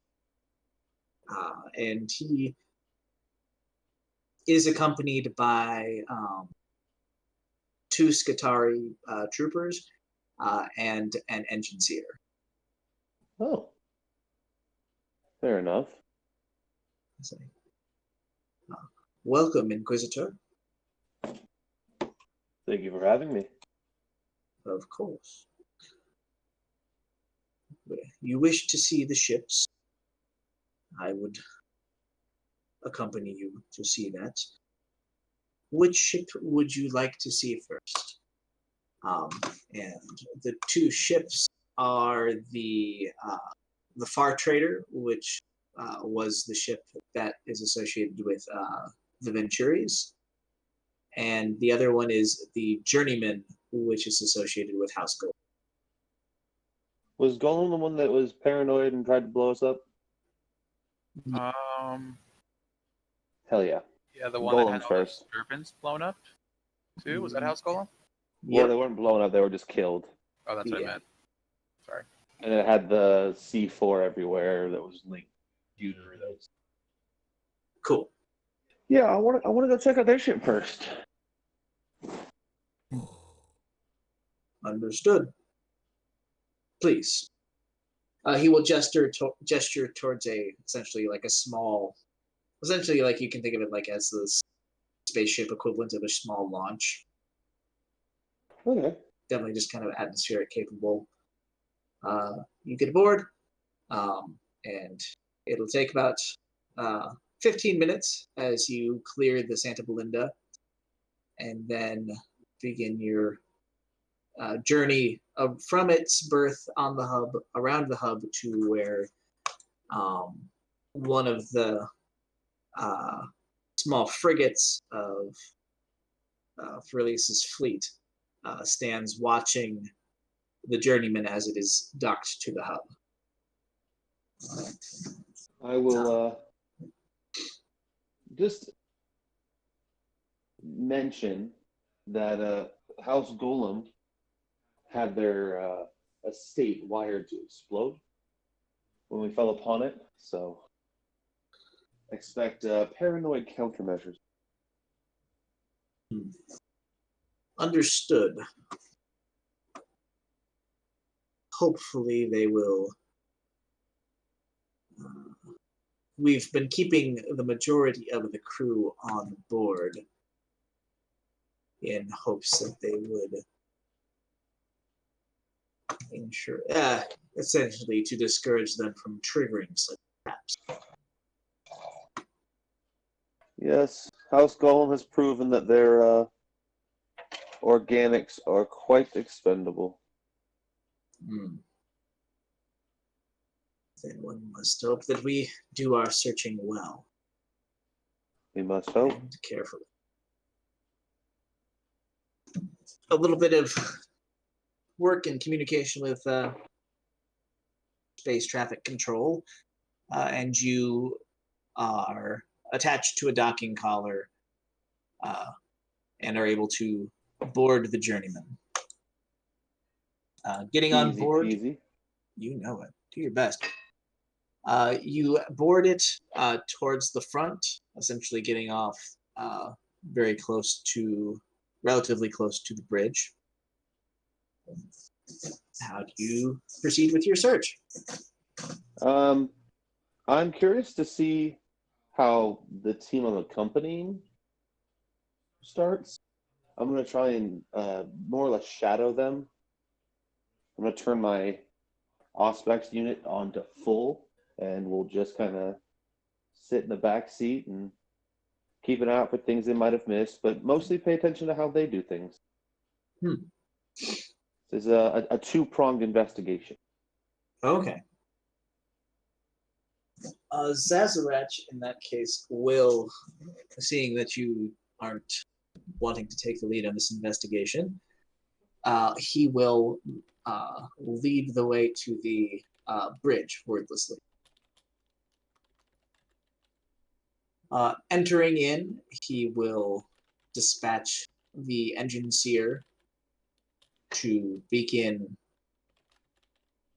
uplinking with the various cogitator systems. The Skitari he has left back to keep an eye on the ship.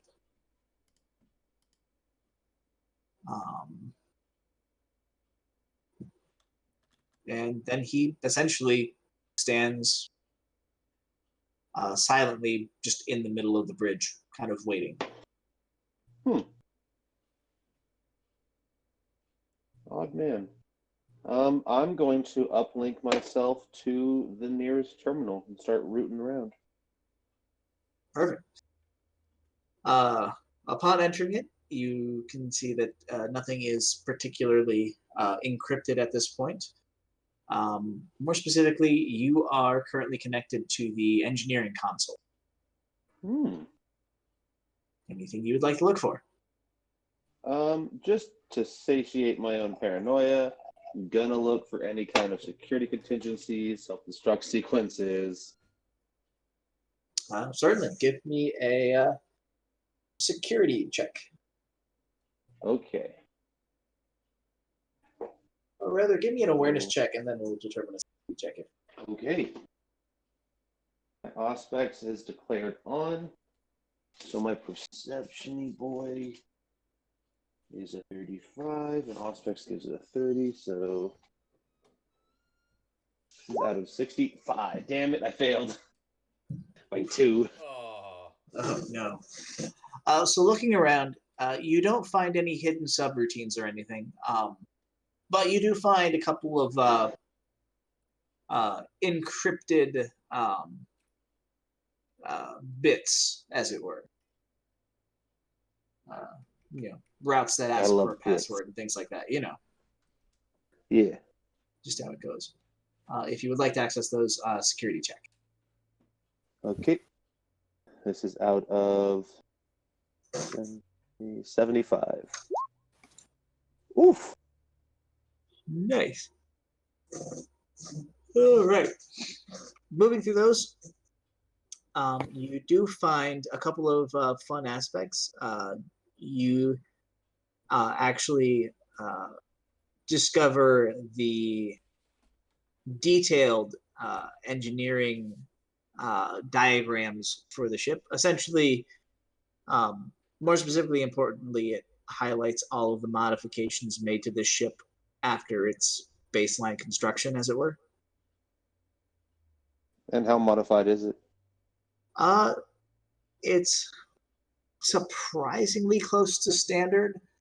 The majority of the modifications are the umbilical support system. So essentially, everything that was built up so that it could dock with the colony ship. So the modifications that I would expect from what we've seen so far. Everything that you expected. You get a good. You just essentially it uncovers the very specific details of what the modifications all entailed. So, in addition to, it's all of what you expected. You just now have the numbers to quantify it all. Good. It's not true unless there's numbers. Exactly. So you can tell that it was carrying just what they had done was very cleverly create essentially almost like these conformal external fuel tanks so that all of that extra fuel they were storing didn't necessarily really affect the cargo capacity of it. Okay, that's smart. Yeah, just kind of making that. Other things that they were doing, and that's just more or less it. Plus, a very interesting. You actually are mildly horrified at the, I guess, sheer ballsiness of their method for the umbilical system for like the Geller fields and void shields. Okay. The numbers of it, essentially you're looking at it, you're going, that is a couple of tripped breakers from frying a whole hell of a lot of shit. But it's one of those things where you're like, the margin for error on this is very small. You cannot fuck up a whole lot when you're piloting this thing, or you're dead. Exactly. Like when it's flying normally, it's cool, but when it was set up to try and like be linked up for the shenanigans. Yeah. That said, you're like, it would be hard to do any better. Just the reality of it is a whole lot more intimidating. Yeah, that's fair. Something that's really had a lot of people sit down and try it. Yeah. Exactly. Most people aren't too keen. You actually get the sense. Ships. Yeah, you actually get a sense that especially once you had the other ships all plugged into the same grid, that it would require an immense amount of oversight. And similar to like an AI? Yep. So their plan didn't work without the AI. Yeah, or at least would have been a whole lot harder. It would have been like the AI or a very well coordinated team of engine seers, and which they probably didn't have access to.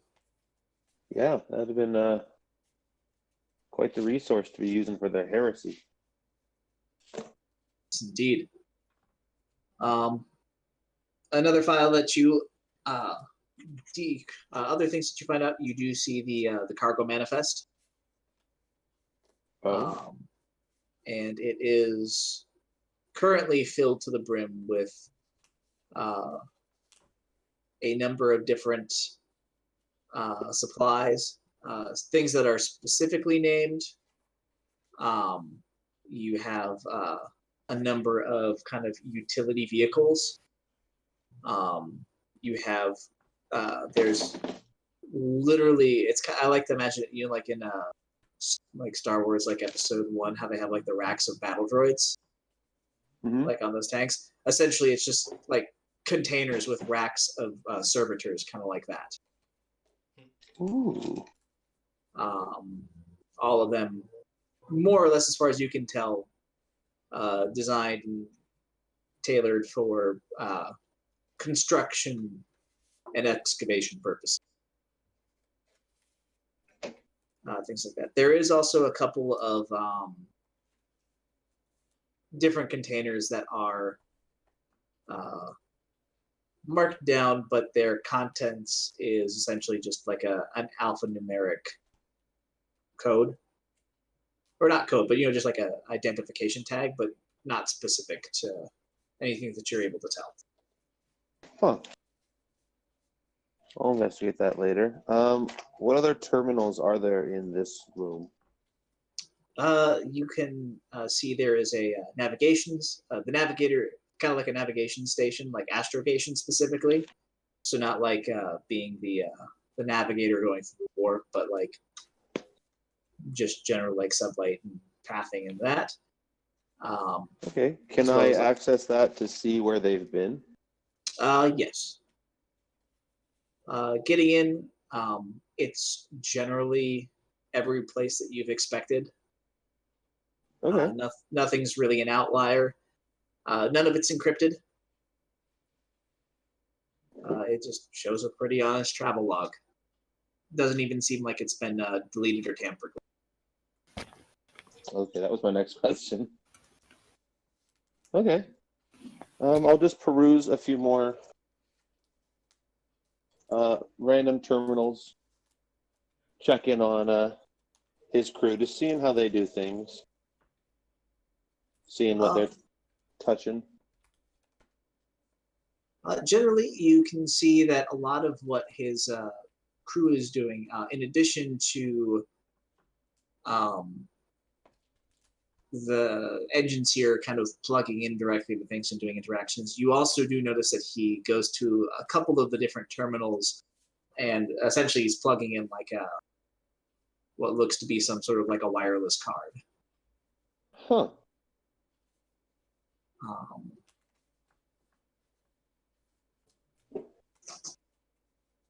What could he do with one of those?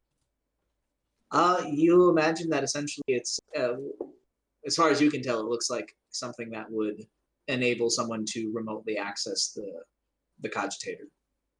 Okay. And through good. No, you first. And just through all of that, you can see that Zazarat is, again, he's just pretty much standing immobile in the middle of the room. He's confusing me, and I don't like it. I'm gonna try and look for an officer's quarters or a captain's quarters, something like that. All right. See if there's any data slates or personal computers in there. Okay. The captain's quarters is easy to find.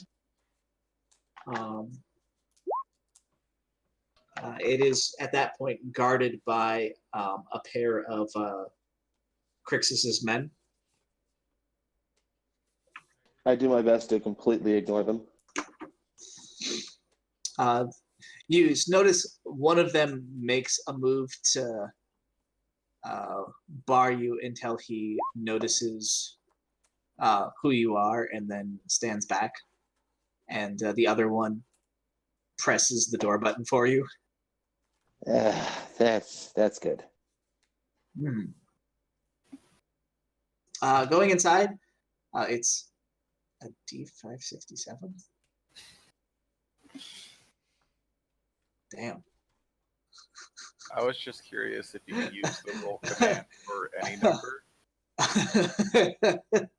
Yes. That's I hilarious. mean, it's just a random number generator, so.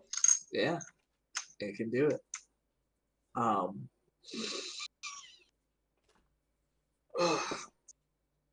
let's see. The captain's cabin is neat. Neato. Give me an awareness check.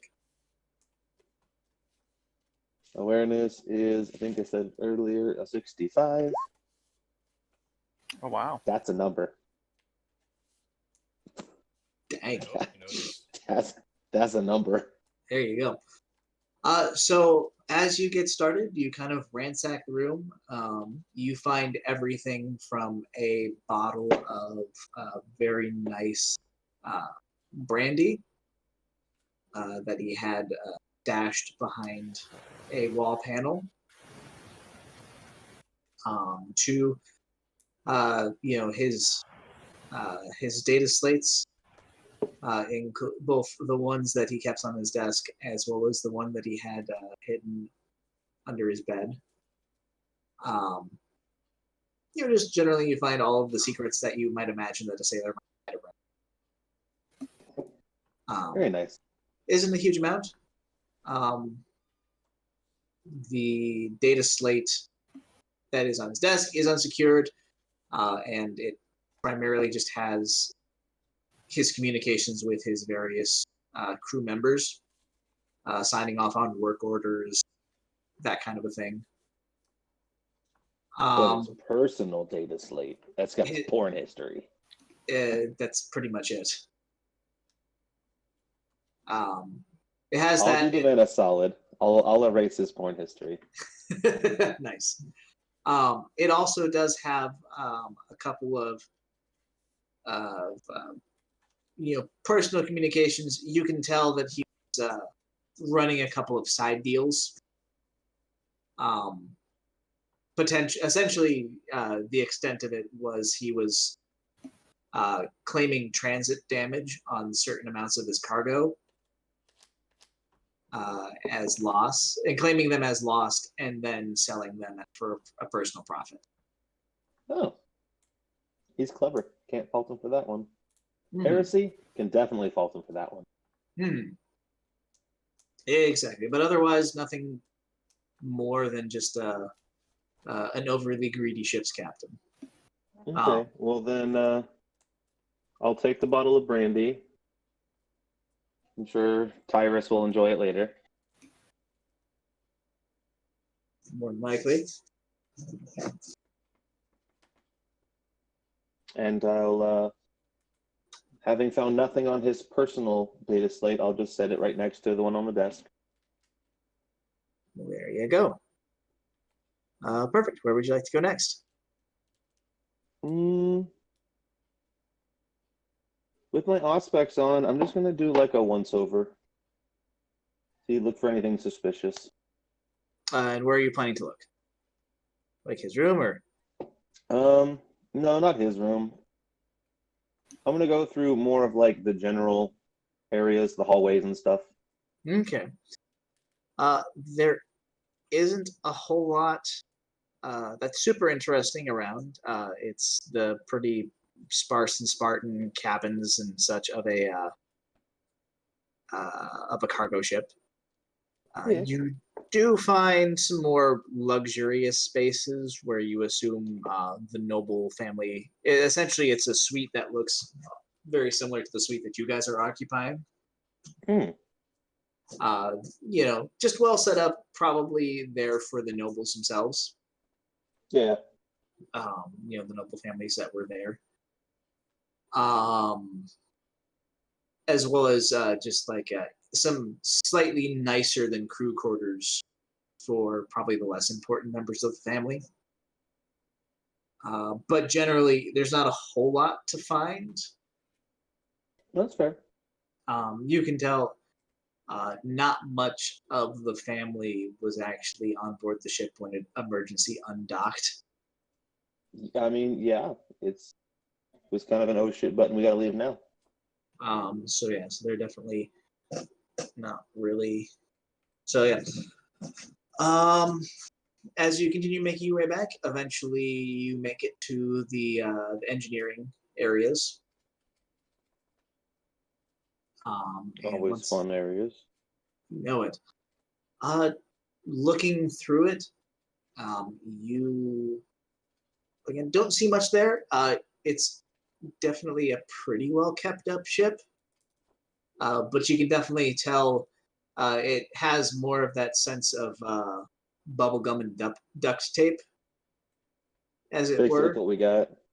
Yeah, exactly. It just does not have the funds that a rogue trader does to make sure every repair is done perfectly. And that's But fair. yeah, but as far as things being MacGyvered go, it's done well and competent. Well, that's good. Yeah, Having mulled around for a little bit, I'm gonna make my way down to the cargo hold. perfect. So entering into the cargo hold, one of the modifications that you do, or entering into the cargo hold, it is packed to the brim. Just loads of containers here and there, all stacked pretty in a very organized fashion. Here there's just things that look like a regular shipping container. Here, there's a pallet of what looks like components for like a prefabricated shelter. Just all sorts of things like that. You can tell there are the containers that have the servitors in them. Just all that sort of stuff. Okay. Yeah. And if you look around, you can find the containers that were mysterious contents. That's what I was going for. So finding those, they are actually secured with a code lock. Bust in. All right, security check. Hack that bad boy. Security is at plus 20. So 75. Perfect. With just it only takes you a minute to hack in and unlock the code. Opening it up, you find that it has racks more or less like the servitor racks, but these are actually loaded up with the gun bots. Oh. Currently in a dormant state. Huh. And those are the not quite servitors. Yeah, so these ones, these ones are functionally actually servitors, but they were 100% machine, right? Yes, exactly. These ones are the like drones, and they have the these ones have the twin linked chain guns on them, or heavy steppers. And were these just old world tech, or were they just weird? They were just more like old world tech. Weird in the Okay. current place where you have the Mechanicus has its strictures where it's got to have some sort of human element to it. Yeah. So I'm gonna put my Inquisitor foot down, and I'm gonna take those in the name of the Inquisition. Cool. Marking those, you are able to communicate to some of the teams on board the. Essentially, you communicate with the captain of the Burden of Insight, and he lets you know that he will dispatch a team to secure those particular crates. They contain heretical material and must be dealt with appropriately. Most excellent. Is there anything else that you would like to do on board the Journeyman? No, I don't think there is. All right then. Making your way back, as you arrive, you find Zazrach and his retinue waiting for you at the docking collar. Have you finished, Inquisitor? Quite. Excellent. Do you wish to investigate the other ship today? Time permitting. Then let us be away. Another 10 minutes of space flight, and you dock on board the Far Trader. Once again, similar docking color. The Far Trader is essentially the twin of the Journeyman. Sounds groovy. I'm going to do almost a copy of what I did in the last ship. All right, perfect. Awareness check. Awareness check. Got a 65. We got a 49. Let's go. That was a good song. Dig it. All right. Thanks. So, once again, you start with the Engineering Council. Nothing too interesting is shown, but except when you begin looking at some of like the ship's schematics, just perusing again the concept of like, hey, what's been modified? What is modified? And you do notice that there are some interesting build-outs potentially in the engineering bay. Oh. That okay. are they're just they're there. It's kind of like the difference of like you just looking at the pattern and expecting everything to look the same, and there's a couple of extra you're not exactly sure what they are. They're Like, marked that's different. down as being they're marked down as being Okay. control panels, but you're like, these are redundancies on top of pre-existing redundancies. That doesn't make sense. And you're like, nope. I don't care how stupid you are. You wouldn't put a control panel there. Mm-hmm. Okay. Then I'm going to go to the captain's quarters, and then I'll go to those control panels. Perfect. These searching through these, this captain is, as far as you can tell, upstanding. Does not have a hidden data slate. Oh, that's good. And instead of behind a hidden panel, his nice bottle of booze is in a footlocker. Generally he was just operating, doing his job. You actually do find a personal, his kind of personal notes, a little bit of just himself questioning whether what they are doing is right. You actually have a direct message from him to Priscilla Venturi, with him questioning whether or not they actually have the authorization from the Imperium to be doing the project that they are engaged in. It's a shame so many of them were caught up in the heresy. Mm-hmm. So, otherwise, nothing really interesting becomes apparent. Okay. So you make your way to the main engineering room. Yep.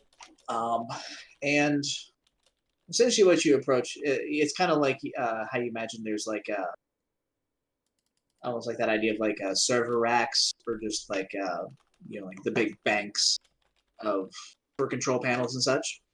Yeah. Like you see in any sort of like engineering room.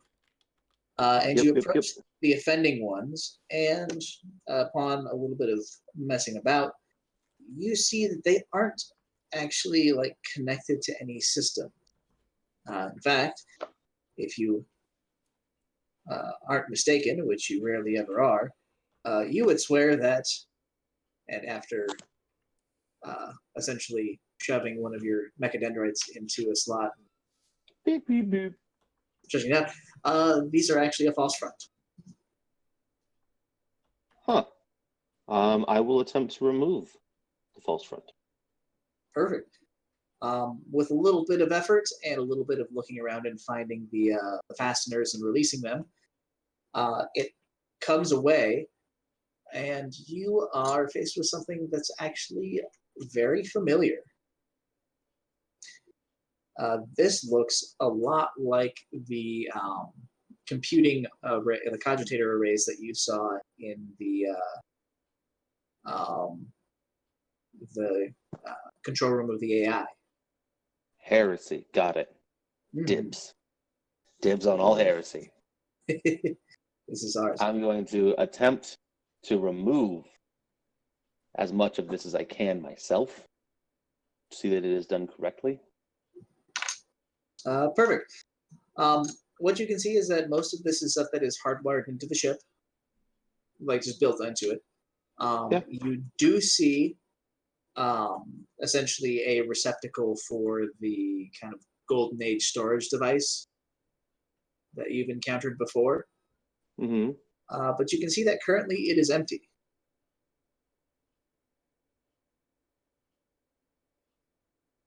And also, give me an awareness check. One more. 1 degree of... No, 0 degrees of failure. Just a failure. Just a failure. All right. So nothing really new presents itself.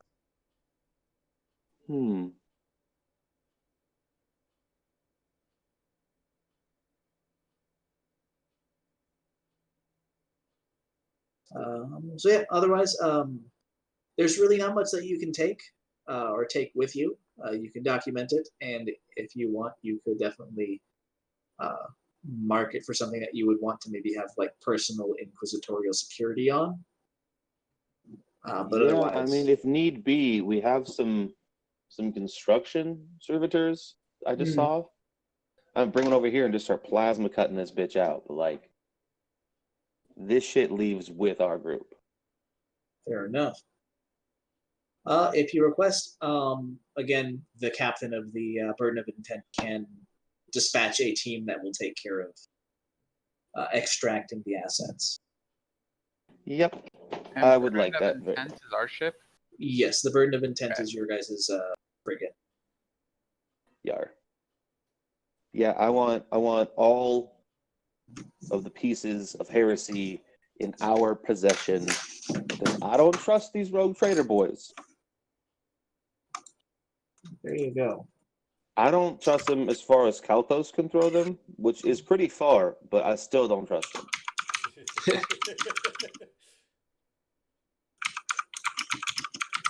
Cool. Let me just make some notes here.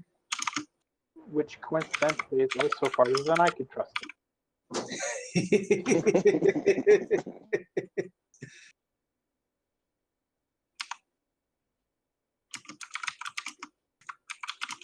What an odd saying. I wonder who came up with that. I mean, it's a solid reference point, though. Like, I can't trust him any further than I can throw him. And generally, you can't throw people very far. Yeah. Not with that attitude. It's more like not with this level of musculature. I mean, I'm only speaking for myself here. I trust you guys to understand, to know how far you can throw people. But All right, me, I gotta go to the bathroom, so I think that's my end of my ship exploration. cool.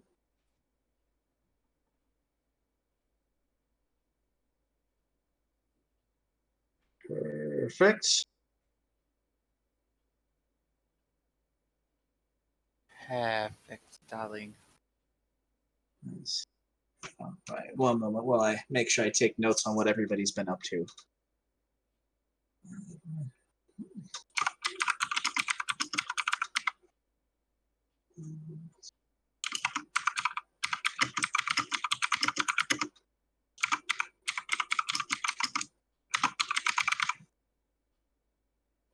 All right.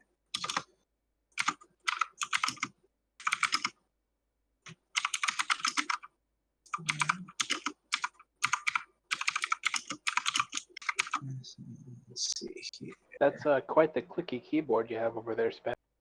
I do have a very clicky click keyboard. It's how you know I'm a gamer. Yeah. I love being on Discord playing games with people and you're just hearing. Like, calm down, bro. Exactly. All right, let's see here. All right.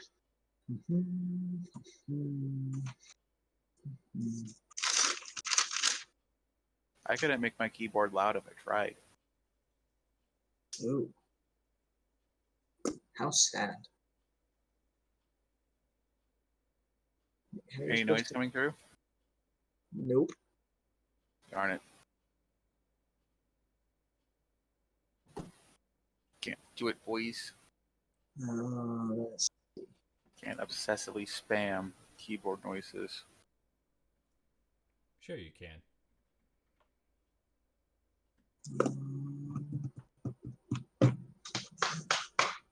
let's see.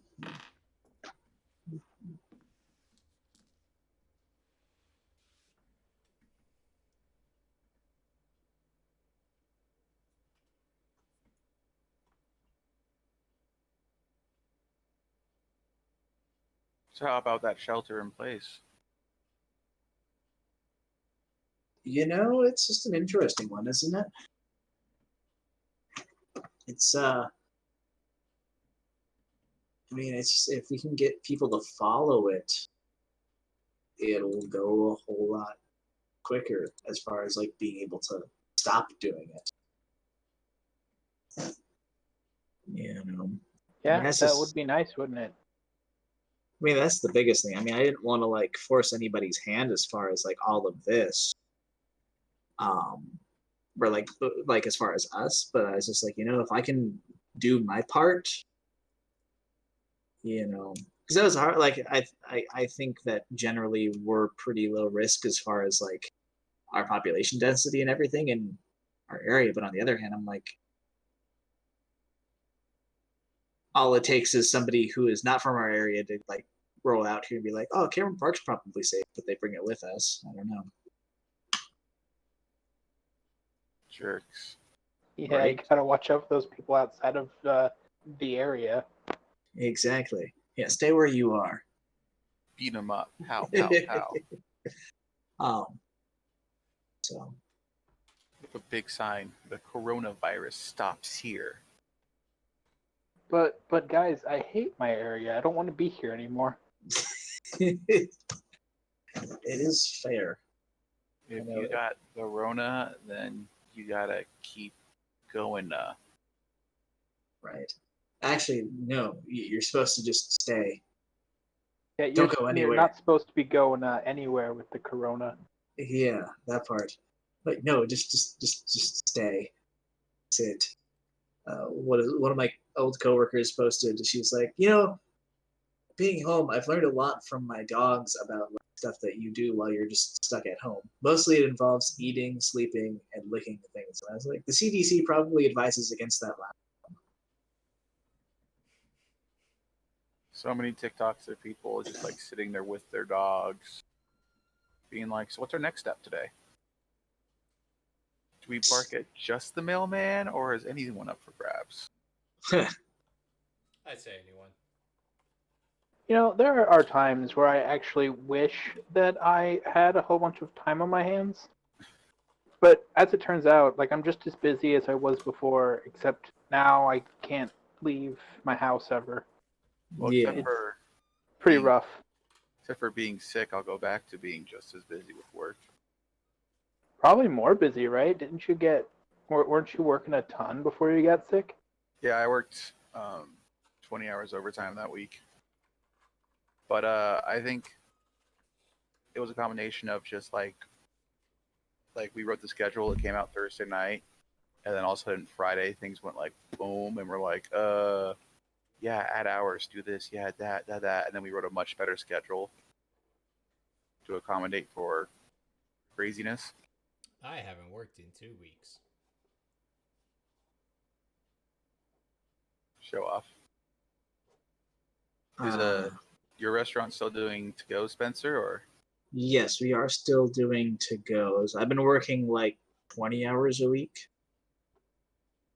more or less. So that's been nice. At least do something. That's fair.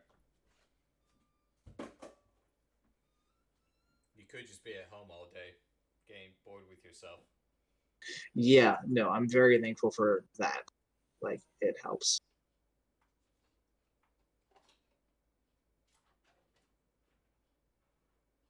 Mhm.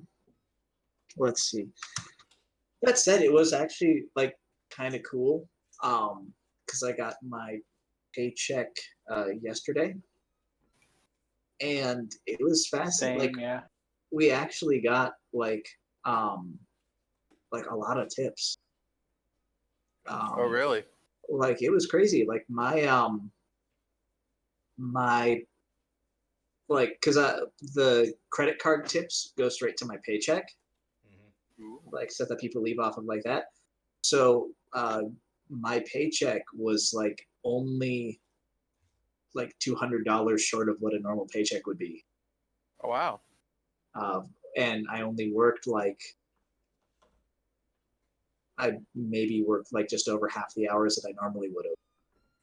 Like, it was crazy. Like, we were Damn. actually like, I was talking with Julian. He's like, he has everything like on a spreadsheet. So he went and looked at it, and we made everybody that worked, because part of it is, since we're working on a skeleton crew, like, people are tipping fat, and then there's a lot less people for it to get split out from. So everybody that worked over that week made like $8.53 in tips an hour. Oh Wow. Holy cow. Yeah, and that's just in the credit card tips, and then I got like another $100 as like my cut of the cash tips. And normally I would get like maybe 50. Damn, damn. So that was nice. I'm like, hey, I appreciate people being generous. I don't know that it's going to really Continue. continue at this rate, because things have definitely like slowed down, and I'm kind of waiting to see whether it's gonna, like, if we've hit the point where it's like plateauing, or if it's going to continue to keep shrinking down. Because I think like part of it, like, my theory is that people have reached a point where, like, during the first, these first weeks, 2 weeks, people have been more stir crazy because like the measures are new. So they're just like, screw it, I'm gonna go out. I gotta go out and do something. Whereas now they're reaching a point of like, well, this is reality, and I'm now comfortable with being at home. If that makes any sense. I feel like there are too many people nowadays though where they're not gonna get comfortable with this at all. Yeah. Some will, some won't. Right. Yeah. I mean, a lot of the people that are going to be going to eventually be comfortable with this were people that probably weren't going out all the time beforehand. Yeah, like us. Yeah, exactly.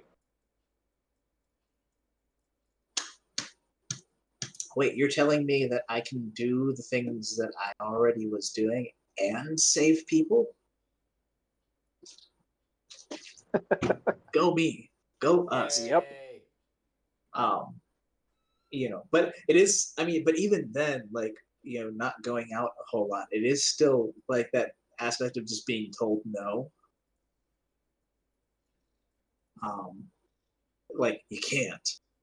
And then it was funny, I was thinking about it with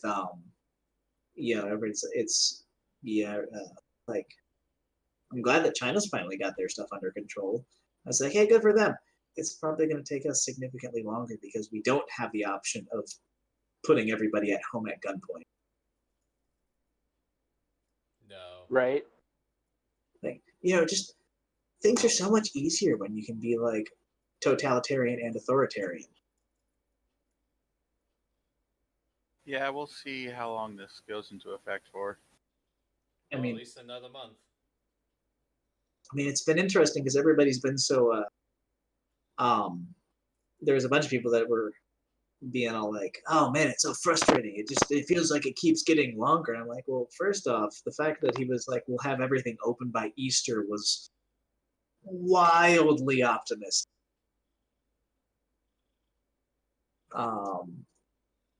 Second off, like, if y'all don't get your asses home, it's just gonna get worse. Let's see here. I think the most interesting story. Did you guys hear about the strikes they had at the Amazon warehouse in New York? Yeah. Yeah, I've been hearing about that. They like fired the dude. I'm like, why? They literally were like, "Hey, we had multiple cases of corona pop up on our staff. We should figure something out." Like just to like make sure that everybody's safe. But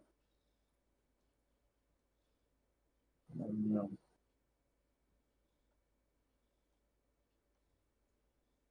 Yeah, Amazon's workers are already overworked and underpaid, and then no one can go anywhere, so they're going to be ordering more off of Amazon.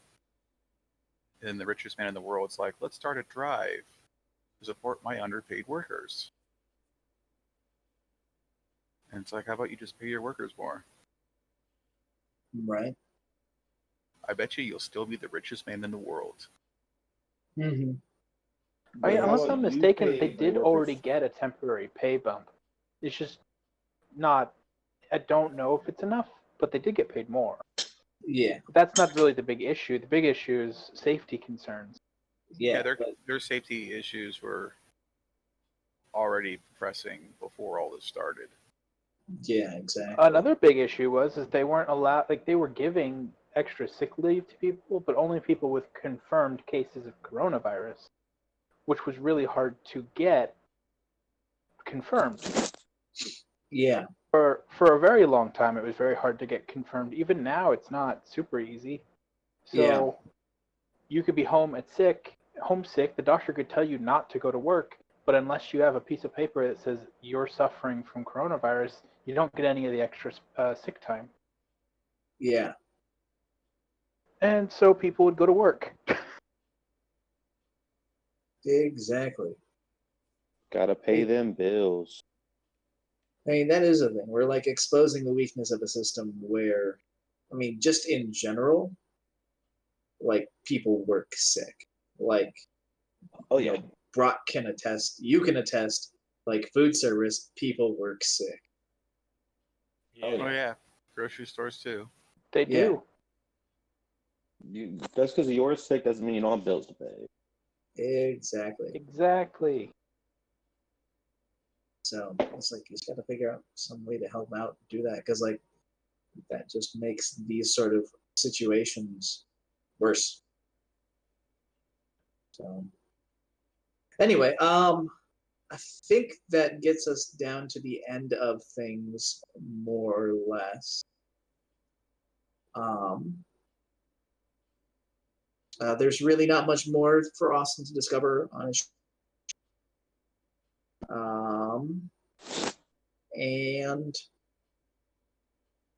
I imagine everybody just sort of winds up convening back around lunchtime. Sounds That's what it about sounded right. like. Yummy. Lunch plays out more or less like breakfast did. Just a selection of things for you to be able to look at and enjoy. As you are sitting there, though, there will be while you're eating and doing things. Once again, Alistair will come in and he'll make himself a plate. He'll greet everybody, and then he'll sit down and once again be doing things on his data slate. And awareness checks.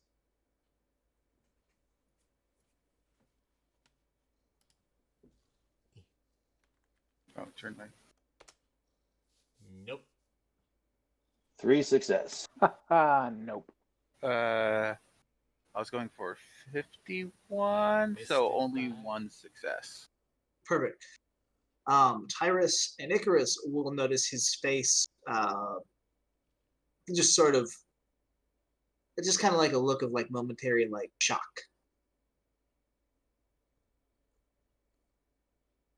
And he'll begin kind of rapid fire typing on his data slate. and then he will stand up and excuse himself. Most certainly. Seems like something's afoot. Exactly. And I think that's where we will bring things to an end for today. Okie And we will, if you have things that you would like to do for the evening of today, go ahead and we will do some of that stuff in the private chats. Really? So you're saying that like anything investigatory with like interrogations would be a daytime activity, and then we do personal things at nighttime? A little bit, and we'll kind of figure out over time what sort of time increments we'll have and be covered. But at least, and that'll be kind of like on a case by case thing as we end each session. Because I know like in the first book of Pirates, that's basically was the pattern is we had daytime activities and then we had nighttime activities that Daytime was working, nighttime was free time. Yeah. So for the moment, that's a pretty decent way of thinking of it. And if that changes at all, we'll of course go over that. But yeah, for now, the evening is your guys' to do stuff and roleplay with me. Yeah, I'm just gonna in the private chats ask different crew members if they've seen any hot Eldar chicks as rogue traders. I Well, assume. There's one in the guest chambers right now. Ooh, Rearing to go. perfect. When you get in there, it's Icarus with his with his last pistol, with his what is it? You've got a heavy gun, like Hand cannon. hand cannon with his hand cannon pointing at you. He's just like, "You heretic!" Just it blows your head off. Rebel scum. So, And just for when I eventually, inevitably miss my shot, you could turn around to run and you'll bump right into Kalthos. And then he won't miss. No. Oh, for sure. Yeah. No. and the power. Yeah. Power mates will be on high. He was like, I knew Tyrus was a heretic. Pow. Lamb. Next, he's gonna go. Icarus missed. I knew Icarus was a heretic. You're And Harlock is nowhere to be seen. I knew Also- Harlock was a heretic. You're Also, right, I didn't Kalthos partake goes in and- heresy, therefore I'm a heretic. As Kalthos goes and purges You didn't his stop entire... the heresy, therefore you're a heretic. Thanks, Inquisition. You're welcome. That's how this works. heresy. Oh dear, I was in league with heretics. Guess I'm turning myself in. Heretic. I'm a heretic. You're clearly a heretic. You're like, no, it was justified. I needed them to stop the heresy. I'm fine. A heretic. No, would say heresy that. can never be justified, Spencer. Depends on the Inquisitor. There's literally going to be like a judge, and he's going to go, well, you didn't know they were heretics, and you thought they were doing unheretic things. And once you discovered, you took care of it, so you're fine, right? And Kalthos is going to be like, no, I'm not. They were we can't argue with the fact they've been heretics the whole time, and I was helping them. They were clearly doing heretic things. They're heretics. Anything they do is a heretic thing. Anything So, they do. The way he eats his toast. Look at it! Filthy. heresy. That's heretical Filthy if I ever saw heretic. it. He dropped his toast and it didn't land butter side down? Heresy. What kind of warp magic is that? Neville, that's my dice. What are you doing? That kind of warp magic. The cat's eating his dice. No. She was just kind of like he was just kind of like pawing at it. The cat's eating his dice. Heresy. That'd be bad. These were a Christmas gift.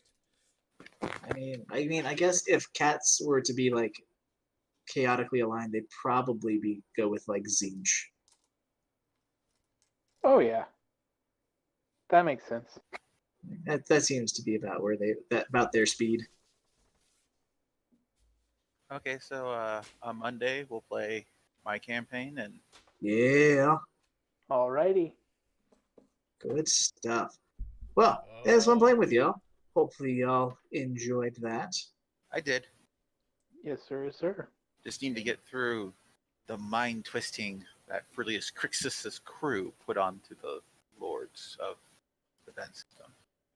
I might be able to help with that. There we go. All right then. Well, in that case, I suppose we'll sign off. Alrighty. You all rest well, and I will for sure talk to you guys on Monday, if not sooner. Alrighty. Yep. All right, goodbye. Bye, everybody on stream.